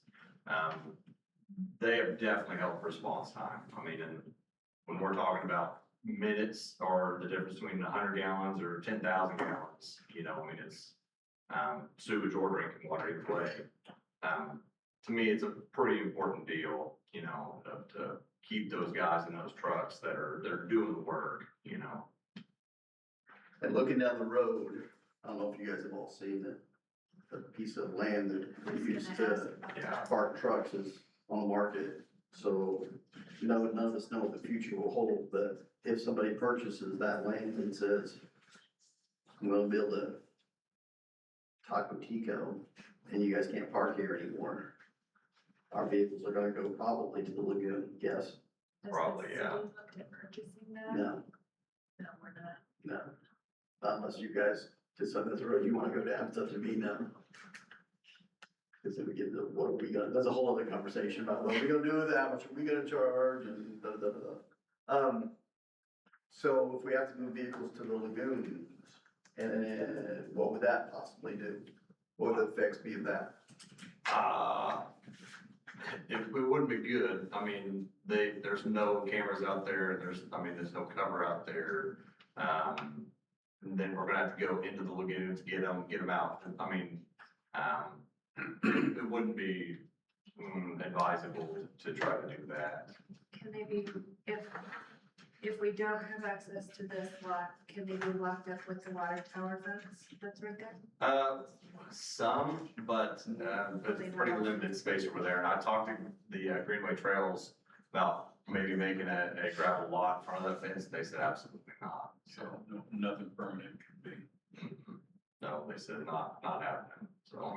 And did I understand that at one point, I understand this was past administration, which means nothing to us now, but do I understand at one point that there was an administration that offered take-home vehicles because we were down to 4 Yeah. employees in public works? Yeah, so, probably 5 years ago, there was 4 public works employees left. And the CA at the time came down there and he said, what is going on? You know, like, what can we do? And one of the biggest complaints was, we're having to use our own cars, we're getting all muddy, nasty and everything, and we're having to run up to the shop to grab the tools, pull them out of them, run out to get it, fix whatever it is, and, he said that would be one huge deal, and it would help tremendously across the board. And he said, let me talk to the board, I don't think it's gonna be a problem, but let me find out. So, he came back to me and Shane, actually, we were one of the 2 left, or one of the 4 left. And, so he came back to us and he said, hey, not gonna be a problem. He said the board is totally on board with it. Everything looks good. Just know that they are strictly for commuting back and forth to work. No personal use. We're like, hey, totally understand that. Not an issue at all, so. Here's a graphic one for you. So if you guys get called in and you're on a main sewer line break, and of course you make Shane get down in there, because I've seen the pictures. I don't know who gets nominated all the time, but He's so good at it. he's the one down there knee deep in human excrement. Yeah. Then when you guys, if you didn't have take-homes, you go back to the shop and get into your personal cars Yeah. with sewage all over you. I know you got a washer and dryer, I know you got a washer. Yeah, see, I bought seat covers for my truck, like, out of my own money, just cause I really appreciate it whenever it's given to me, I'm like, hey, I'm gonna buy a bed mat, seat covers and stuff, steering wheel cover, like, out of my own money, just cause, I wanna take care of it. And I know you guys have a washer, right? Yeah, And I know you got a shower down, an operational shower. yeah, But at 3 in the morning when you're tired and you wanna go home, then like, you're probably not gonna wanna do a load of laundry. not so much. Before you go home. Yeah. So without take-home vehicles, you'd be climbing into your own vehicle. Your own vehicle. Because covered those in will be Human on, feces and urine. Yeah. and whatever else might be down there. Casey, you look concerned. No, it's one of those things, we're the only ones that do it for take-home vehicles that I've talked to. So people go in, they go to the depot or they go to the shop, they clock in, get their vehicle and they go to whatever the event is that's happening. Sure. Even their on-call people don't get a take-home vehicle. Most city administrators aren't getting take-home vehicles. It's been another thing. It's just not common because the liability with it of if they're driving home and worst case scenario, something happens to them or they do something to someone else. And that's on us as a city. That's not on the employee. That's on our workman's comp insurance. That's on our vehicle insurance. That's on the fact that we have a leased vehicle. Those, we can be blacklisted for our insurance companies if we have to do those types of charges because of it. And if we weren't properly, doing fringe benefits for those employees, tax reasons. No. But you're going to from here now, Yes. starting today, the That's- fringe benefit has to. That's be- part of Came what's from figuring is this out. We needed to work on making sure all of our fringe benefits were appropriately monitored and tracked. Yeah, that was part of our. This is technically a fringe benefit that is not being If, correctly tracked. if whoever is on call and receiving that pay, we're responsible for them, whether they're in a company car or a private car. So And- no, you're not. Not until they No, work. not until they're doing the work. It's from the point they get to the job Even to the before point they- they leave the job. You don't get covered for your commute. Gotta be engaged in a work And- activity. Okay, I mean, And I that is don't not a know, work activity for work. It's coming and going. They're getting so much stronger on lunch breaks and breaks. All the things. I mean, all the cases are stacking up in a whole different way. So no, you're giving them more benefit than what you would cover in work comp. So it's 100% not work comp. Is there anybody here that thinks that they shouldn't get take-home cards for the people that are gonna be responding? And my reference was just for that person who's on call, if we were to go to less than all 5 of them at once. That's what that was referring to.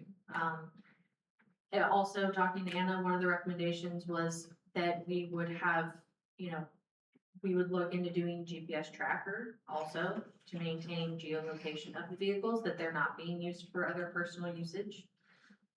That's one of the. Almost every insurance company now is making you do that. When you found that?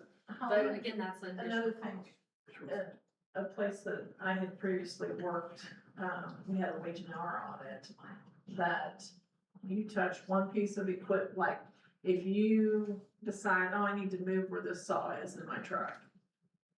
It's company tools, you're on the clock. That we lost big time in the wage and hour audit on that. Okay. Every time something, like if you just went out and decided, oh, I'm gonna vacuum the truck. It's a company So truck if and you're it's doing part company of your work. responsibility, that's where the decision making is gonna be. If you had a rule that you must keep it clean, that's housekeeping. but you're not provided time during the work week, then yes, you would have to pay, that's like doffing and donning and all of those other requirements that you have, that you're not within your compensation, you're gonna have to compensate. Yeah, I mean, we had guys meeting at a shop and if they put their tool bag in the truck and got a free ride to the job site, That's doffing and donning, that's part of it your. was yeah. wage an hour. Yeah. We had to pay them. I was in all those lawsuits. All right, I think we should give the take-home cars and then building the policy that's incumbent upon Trevor, department head, to ensure the compliance, ensure inspections, that they're clean and squared away and operational. And that responsibility falls on his head, and if there's a problem or violation, then he'll sleep with the fishes also. And as far as, those that are assigned and eligible for take-home vehicle, I did keep with what Anna had found something in our file with Lauber referring to, with the take-home vehicle, that it would need city administrator approval with, Trevor. So like, in this case, he'd say, hey, I know that these are already the people that have it, if it's anyone like in the future, like, hey, we got this new person, I want to extend for them to have a take-home vehicle, and it's, do they qualify, like, do they qualify to be on-call type of situation? So do they live within the 20 miles, for example? Are they, an eligible person for that? Just, You should set some kind of radius, because otherwise you will pay 3-hour commutes. yeah, And we put a grandfather clause in there for existing employees, but if they change status or a new employee comes in, they will have to apply for the new radius. Do you mandate reporting license status? we do that I think our yearly. insurance company does that. Yeah, we do it on a yearly basis right now. You need a standard mandate for anyone who has a take-home call that they must within, prior to driving, but within a few hours of contact. Otherwise you'll get those, because Oh, you just. if I don't blow, I revoke immediately, but then I can file 5 days. It's been a while, since I've had to advise people, not since I lost my license. I think you've got 5 days to challenge. How many days do you have to challenge? And then your license is back in status. So you took back more of a mandated report, not a mandated, like, license checks. Right, not a license check, because then when you catch them on the license check, you go back and or somebody sees them in, court on their DUI, or somebody's bored and rides CaseNet now. You've gotta have that mandate report regarding your license. Okay. Yeah. And it's also in there, if anything were to happen, like a DUI, or you get like an extreme speeding ticket, anything that would make you questionable for coverage on our insurance and you don't report it, it is a terminable offense. So, cause it just period, it should be. Sounds good to me. Okay. Good. Next. 7-5. Tammy, you want me to read the next one? I know you're busy. An ordinance of the Board of Aldermen of the City of Willard, Missouri, approaching a compensation. Approving. Approving, sorry, a compensation adjustment for the water supervisory position. Yeah, me. Bad, all right. Oh, wait a minute. Yeah, that's your, sorry. Just making sure I didn't know who was. I've got economic development on my screen. So, part of what we've been talking about here is, growth. I mean, that's obviously been a big one. We've had a combined water sewer supervisor position. And we've had a ton of staffing changes here in the last couple months, I'll say. The budget has been shifted around, as far as salaries, stuff like that. We are trying to split these positions because we're too big for one person to do water and sewer.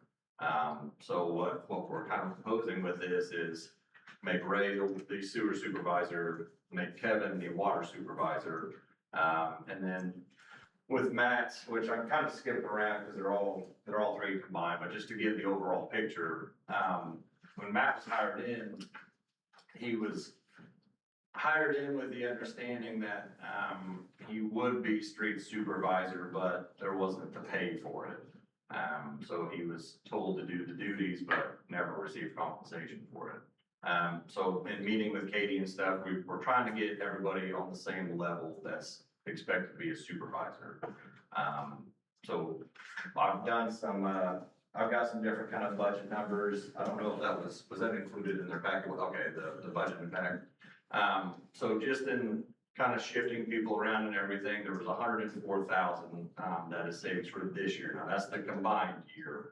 I'll know going into next year, we'll have to adjust the budget for if we do any increases or, whatever. But for this year, even if you said, we're doing option 3, it's that 21,000, you're still at over $80,000 savings.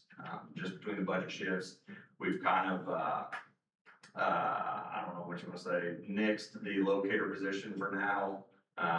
Me and Gina had talked and we budgeted for it this year, but I need a truck for that.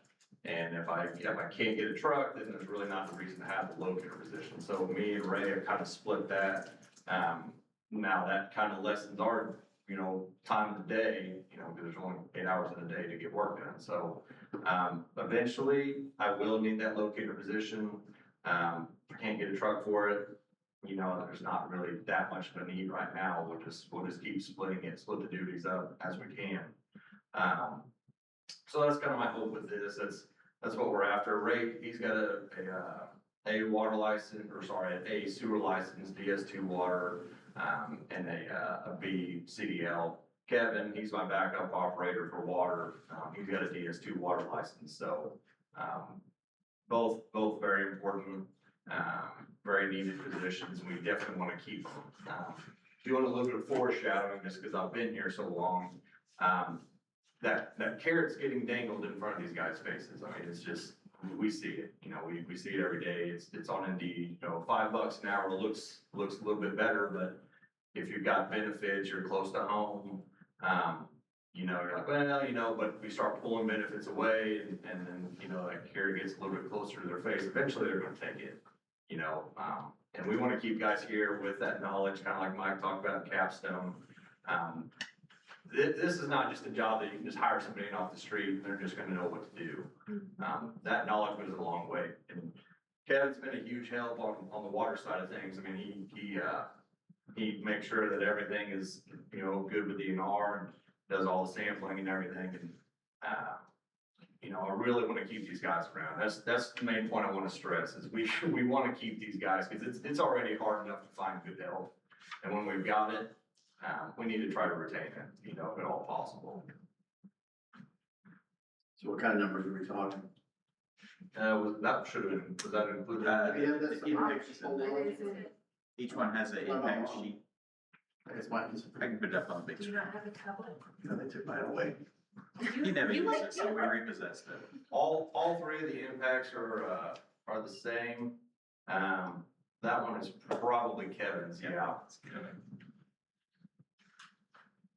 But there's only two options on here because Kevin is already at 25, current hour 25.20.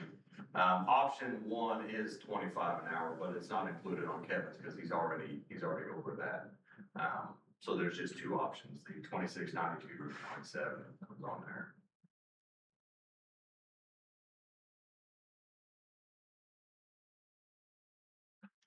And I think Katie was the 26.92, was that what the combined? That was with the water sewer Was supervisor it? was So that's why it was 20, yeah. most recently paid. Yeah. But I like round numbers, so I went and offered 27 also. Round numbers are so much easier. They are. I don't like percentages. I don't That's like- So we're trying to kind of get them all on the same level is ideally, what we're trying to do here. Like I said, just show them, we appreciate the added responsibility.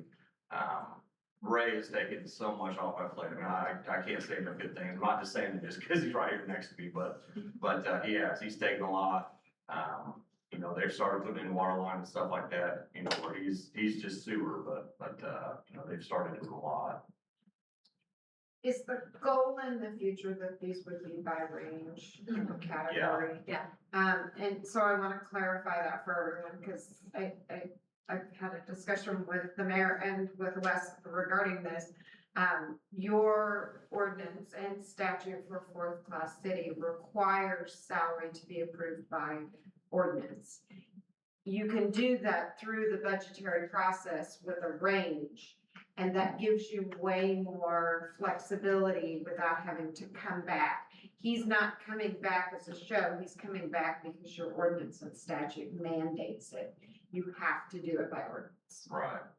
So I just wanted to clarify to everybody how we got here. It's not him, unless you want to look like you're doing this because you want everybody Well, I mean, I do, you know. to give them a raise, but it's, you have to do it by ordinance. And in probably next budget year, would it be your ranges, which makes it a whole lot easier for management. So this is kind of going hand in hand with what Katie's been working on the job descriptions. And in their job descriptions, it talks about their duties that they will be doing this. You know, like they're required to be reporting to DNR and doing all this stuff that, you know, I've been doing. So we're trying to get more to where I'm administrative duties, you know, and less in the field. I know there's never gonna come a time where we're not gonna be big enough where I'm not gonna be in the field, but these guys, I mean, we have a great crew really for how small we are. But like I said, that carrot's getting closer, and this is, you know, showing a little bit of appreciation for the job duties, you know, that they're doing. Ray's been giving me some very good classes lately. I might apply for one of these positions pretty soon. He keeps teaching me. I do what I can. I've done it for a We're gonna have to while. up that salary just a little bit more though. I mean, I don't know if option 3 is gonna work. You can't apply for any jobs anytime soon, sir. You have a seat. You stay right there. And when you're after. Yeah, you're not going anywhere. Anybody, Bueller? So we're looking for, are we gonna do all of these at the same time or separate? Yeah, each individual. Okay. Each, but you're choosing option 1, 2, or 3 within the ordinance, so you would make a motion to approve So the first one the is first read Kevin. with option 1. Per individual? You gotta do each one. So right now, you're doing water supervisor position is the only one you've read. So somebody would make a motion to approve it with option, fill in the blank. Is Kevin here? Hi, Kevin. Hello. I didn't know who you were, so I wanted I'll make a motion. I just, before you say, I just want to say, I am not opposed to any, but we're not looking at the cost, what the total cost is. Because you're gonna have your 6% of pension, you're gonna have your unemployment, so I'm not opposed to the raise. But I'm just saying, this is not an actual, The numbers, it's the the numbers. full number's different. Keep in mind for this one, we've budgeted this one in.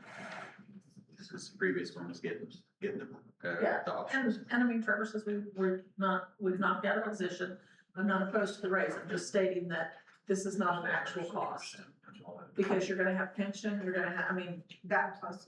Taxes. Yeah, this Taxes, purely unemployment. wage, yeah. yeah, that's not a complete budget impact, because you're gonna have your pension, your unemployment, your social security on these additional wages. Jeremy, we're gonna make the He, first he one? thinks it's whiz bang over here, he's doing calculations all night. Hey. He's trying to be a George. Alright, so we I need a just motion. don't know. He's over here at 6%, and I said, with it's you not on just this. 6%. I make a motion to approve option 2 as discussed for supervisor position for Kevin Seaborn. A second. First and second. Alderman Hilliard, Yes. Alderman Hill, Yes. Alderman King, Yes. Alderman Lancaster. Yes. Alderman Matheson. Yes. Do these need a second reading? Yes. If you want to. I'll make a motion that we go ahead and do a second read tonight on ordinance 7B. Second. An ordinance of the Board of Aldermen of the City of Willard, Missouri, approving a compensation adjustment for the water supervisor position. With option 2. Checked. So we have the first and second. Alderman Hilliard. Yeah. Oh, can we do all in favor on this? Mhm. Yes, second reading. Alderman Hilliard. Oh, wait a second, we're on the motion for a second Motion reading. for the Yes, second all in reading. favor, sorry, I missed that.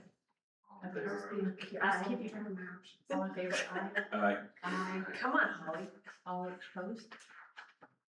I'll make a motion, we She approve. needs to read it. Oh, West Side. West Red. West Red. All right, for you. I'll make a motion, we approve ordinance 7B as read with option 2. We have a first and a second. Alderman Hilliard. Yes. Alderman Hill, Yes. Alderman King, Yes. Alderman Lewis, Lancaster, Yes. Alderman Matheson. Yes.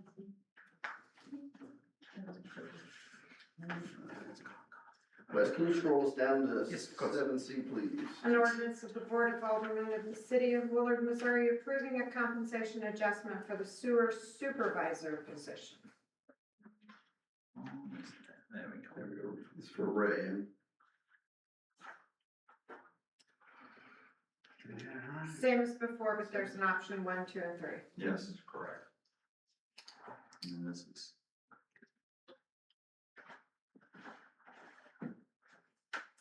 Carry the calculator. No, sorry. I already did that one. I did one, you felt like you'd done enough. I am going to make a motion that we approve option 2 for 7C.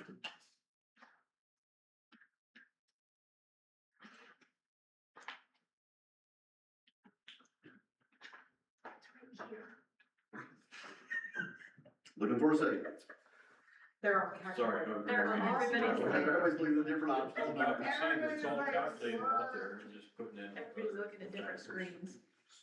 I'm wondering, what's that 8 cents? Where's, you know, That's an odd gap. that's what I'm thinking, like, Again, the 2692 is what the sewer water supervisor position was being paid at. So that's why I suggested that, Okay. to at least put him up to that level. Now, a little bit more, yes, and then also 25 is like an average raise of 8 to 13% increase is kind of an average raise whenever going up to a supervisory role. The 22 was as a. That's what he's currently, Yeah. That's as a. All right, so we have a motion for option 2, which is $26.92 an hour. Do we have a second? a second. Okay, we have a first and a second. Alderman Hilliard, Yes. Alderman Hill, Yes. Alderman King, Yes. Alderman Lancaster, Yes.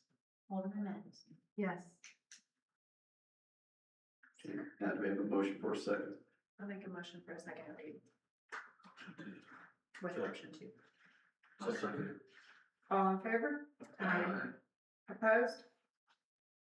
Motion passes. Second read, an ordinance of the Board of Aldermen of the City of Willard, Missouri, approving a compensation adjustment for the sewer supervisor position. Option 2. Make a motion to approve option 7C with option number 2, sorry. Okay. Ordinance 7C with option 2.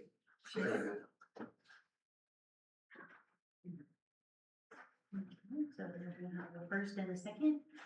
Alderman Hilliard, Yes. Alderman Hill, Yes. Alderman King, Yes. Alderman Lancaster, Yes. Alderman Madison. Yes. It was approved. An ordinance of the Board of Aldermen of the City of Willard, Missouri, approving a compensation adjustment for the streets supervisor position. Same as last, with the 8-cent difference, right? Gotcha.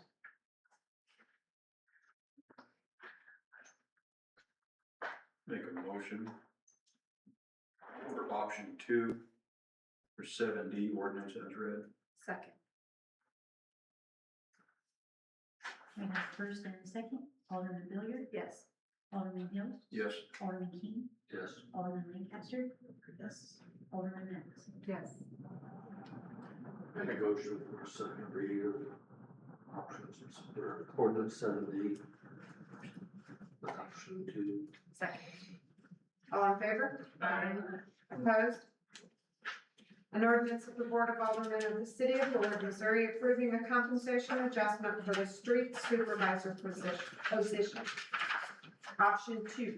Make a motion to approve option 2 for ordinance 7D. Second. We have a first and a second. Alderman Hilliard, Yes.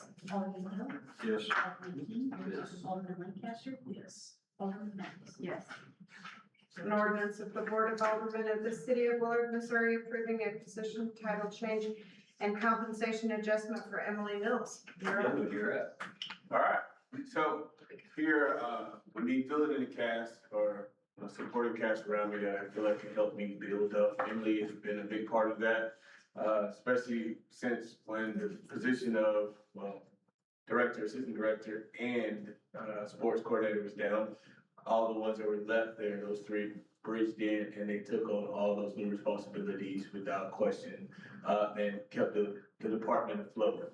To take her back to that $2 increase that she got for that period while we were missing people, it was enough, I guess, to say, thank you for the work that you did and we see what you're doing and we appreciate you. All right, so that we had some new ones that changed position and increased and actually went above Emily, but she's been there longer and been putting in more work and has shown her dedication to the department to wanting to grow and doing what it's supposed to do. And she's taking on the responsibilities of the assistant director role effortlessly.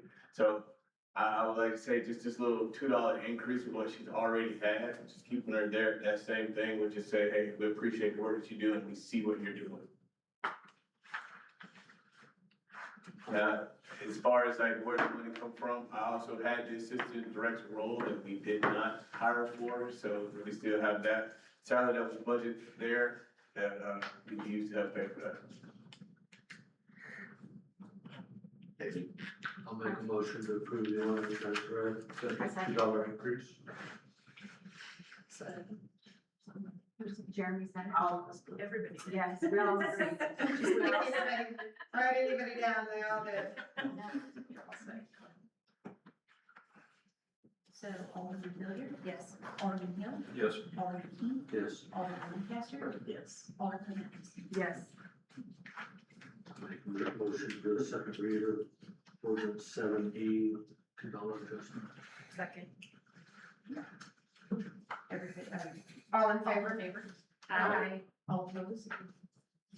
An ordinance of the Board of Aldermen of the City of Willard, Missouri, approving a position title change and compensation adjustment for Emily Mills. I make a motion to approve 7E. Second. I have a first and a second. Alderman Hilliard? Yes. Alderman Hill? Yes.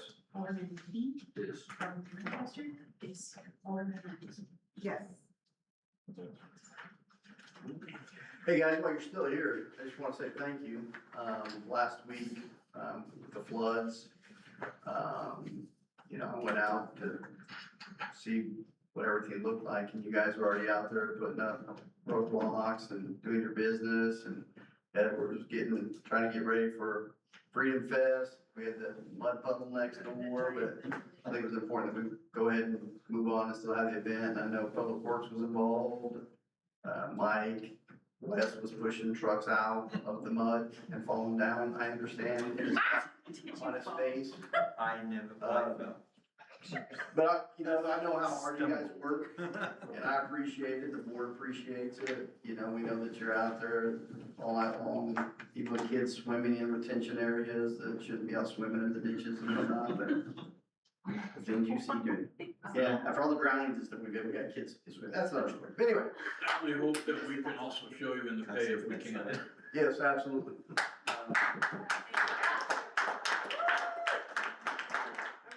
But we thank you guys, and we know, oftentimes not romantic or glorious work that you do, but we appreciate you regardless, so thank you for everything that you do, everyone.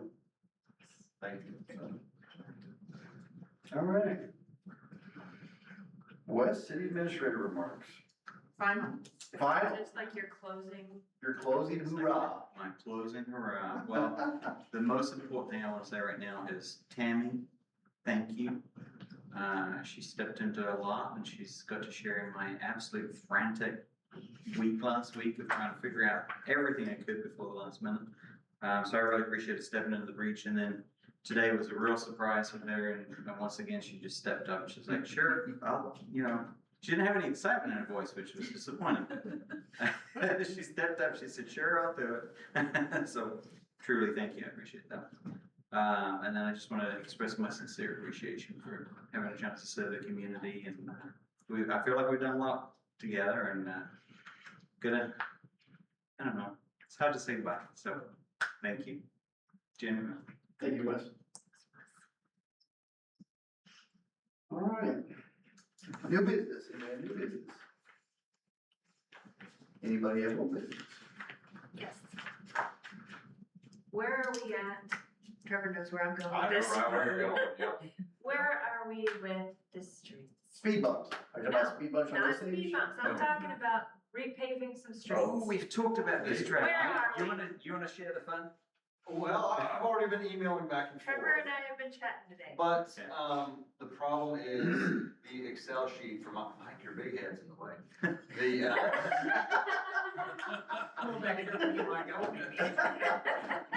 Keep him in line, right, keep him in line. the Excel sheets, from IMS, I Yeah. can't send it over to her I for can't some get it. reason, so I It's emailed Jeremy. massive, so, okay, so It says it's, I can roll some of this back a little bit. We've looked at, some pressure paved quotes. Do we have like a Bet. tier system? Now, within that IMS, yes, they've developed all that stuff, so what the board's gonna need to do next is, you guys need to decide how much you wanna start throwing at it every year, and then it will basically develop a plan. IMS is on standby, they will finalize their report just as soon as we get a number to them. My recommendation, based on the scenarios that I ran through, you need to try and find about 500,000 a year and keep it there for at least 5 years, if not forever. And don't we have some grant money from OTO? We do have OTO, so what Trevor and I talked about is maybe we try to find some good little road projects this year. We can, I think, knock on wood, everything goes well, we should have a reasonable general fund surplus. I'm estimating 380 to 400, if, again, wishes for fishes, as Mike likes to say, but, things can change.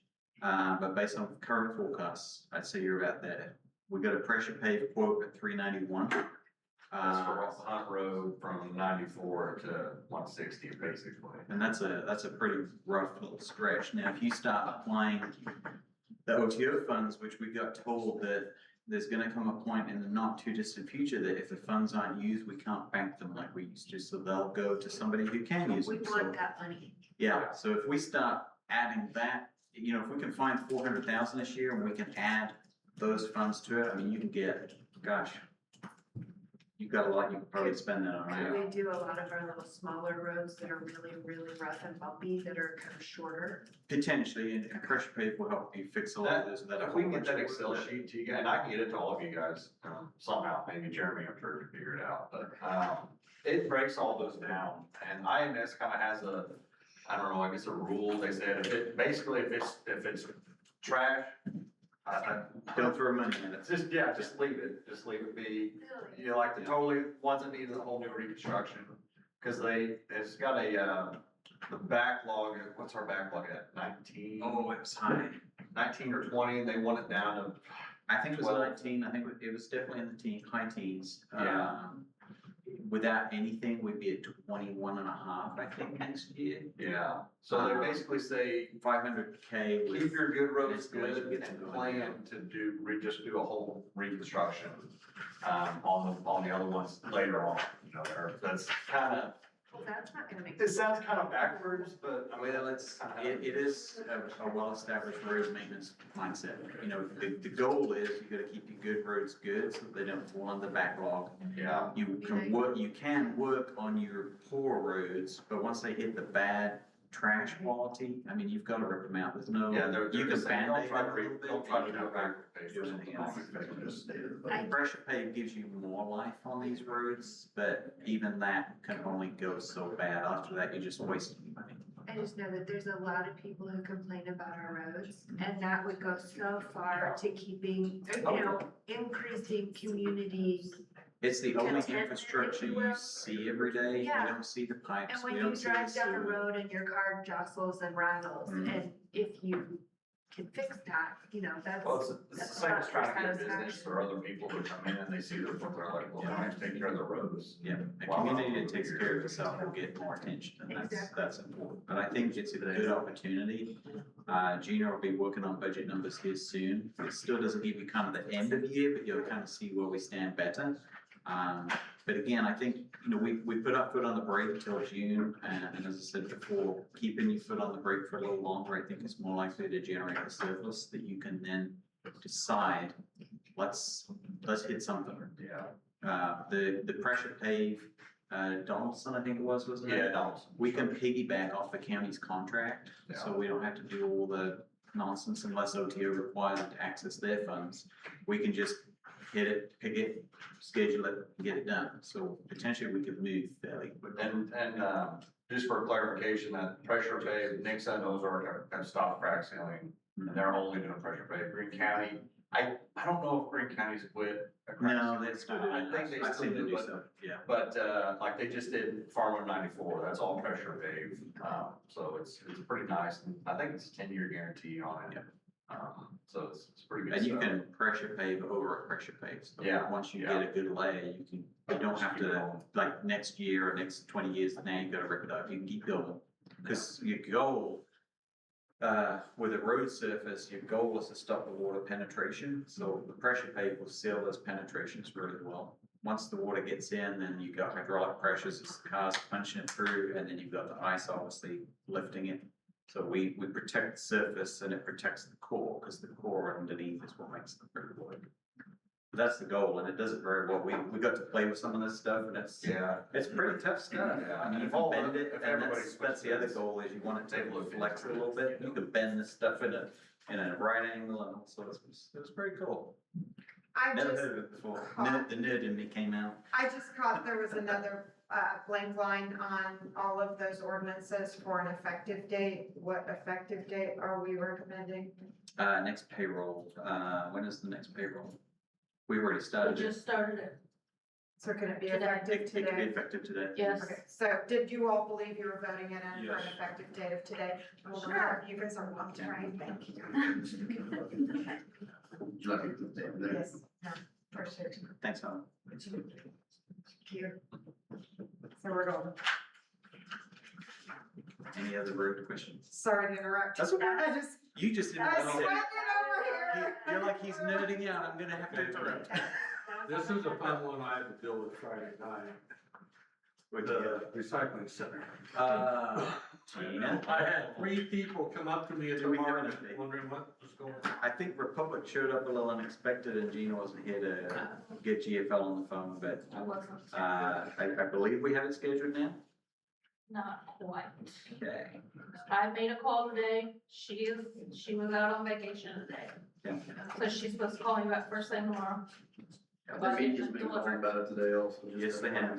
Yes, they have. I have. Yeah, I pulled up to recycle myself. There's a recycling bins. Yeah, I didn't know nothing about it. I told them. What is, The funny thing is, what is Republic showed us unfortunate to is pick up the parts of it, community not the decided rest. to throw all that trash in the recycle area. As you know, as some sort of protest or just laziness, but there's trash that the parks department had to clean up, for a couple of hours today, instead of just taking it home. Now it's all gone in the trash. None of it's got recycled with the trash and all that, so it doesn't make We weren't sense. able to lock the gates since they were. They're locked now, but people just throw it over the gate. So, you know, if people are gonna, if people are gonna complain about it, they gotta be responsible for it and take it home.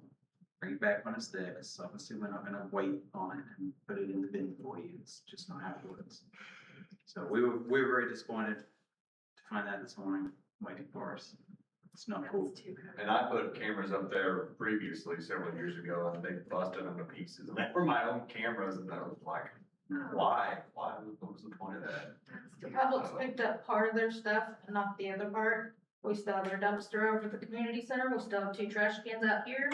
They only picked up what they wanted to pick up, And they charge us for the privilege, and they charged us $750. 700, yeah. Okay, so next question then, are we talking to a decision maker within their company, that if we don't get the situation rectified and we pronto, if we're about the contract, and we'll go with someone else, GFL, yes. whoever the problem person is. Well, we were We already, already dumped that. we already dumped But I mean, it. GFL, it's my understanding, they still haven't told us when the bids are. Right, gonna be here. she's on vacation today. She will get back with me tomorrow. To be fair, they were asking when, They would. and we were waiting for Republic to remove, and Republic We were waiting on was- Republic to Correct. remove, and when Republic removed, I was on vacation, so I did not get them called to come drop off GFL because I was out of country. And, Nobody thought to let us. And you weren't on call. and Republic Right. charged I wasn't you on what? call. What do you know? I know one of the notices, it was $750. I think the other one was $500. I'm not important enough to be on call, so I can't. That was my. Surely. We'd have to probably check. Price them down. We have to, we'll probably have to call them later. Yeah, I mean, we need to look. No, it's at not what on contract What's says. the contract stating for pickup? Oh, I would put money It on will the be fact here that the shortly, but contract it's not says now. that you reference this online contract, which says subject to removal fees, which are not reported, but we can look. We will check. We will check. Yeah. Republic is really good. That one about came squirrely across my contracts, attention I at will 3 o'clock. Tell you. Is this invoice right? Oh, I bet it is. Yeah, we'll look at it. So yes. It's just, it's transition, you know, when you, Transitions are always rough. when you dump the old girlfriend and you get a new one, it never is this smooth. Is this one the may trashy think. girlfriend? The trashy girlfriend, the recycled girlfriend. And we won. Good Lord. I did one for you last month. She took over. She had, had a good We time. had several good ones Just last usually year. take on the new, let the old one get out. All right, anything else on our finish? No, it's slippery slope. Are we ready? Okay, I make a motion that we recess the open session and open the closed session pursuant to RSMO subsection 610.021, subsection 1 legal, and subsection 3 personnel, and subsection 13 personnel. Thank you. Second. Good meeting, Mr. President. This looks like the first one. Do you? Yes. Debbie, say yes. Yes. Yeah. Aye. Alderman Key, Yes. Alderman Lancaster. Yes. Alderman Nance. Yes. No, I think you'd be That being said, I'm saying we let Tammy go home, and I will take notes for the closed session so that Not being. She can get out of here for the day, since she's a fill-in. Adjourned. I make motion to close the. Second. Aye. Aye. No, all in favor? Aye.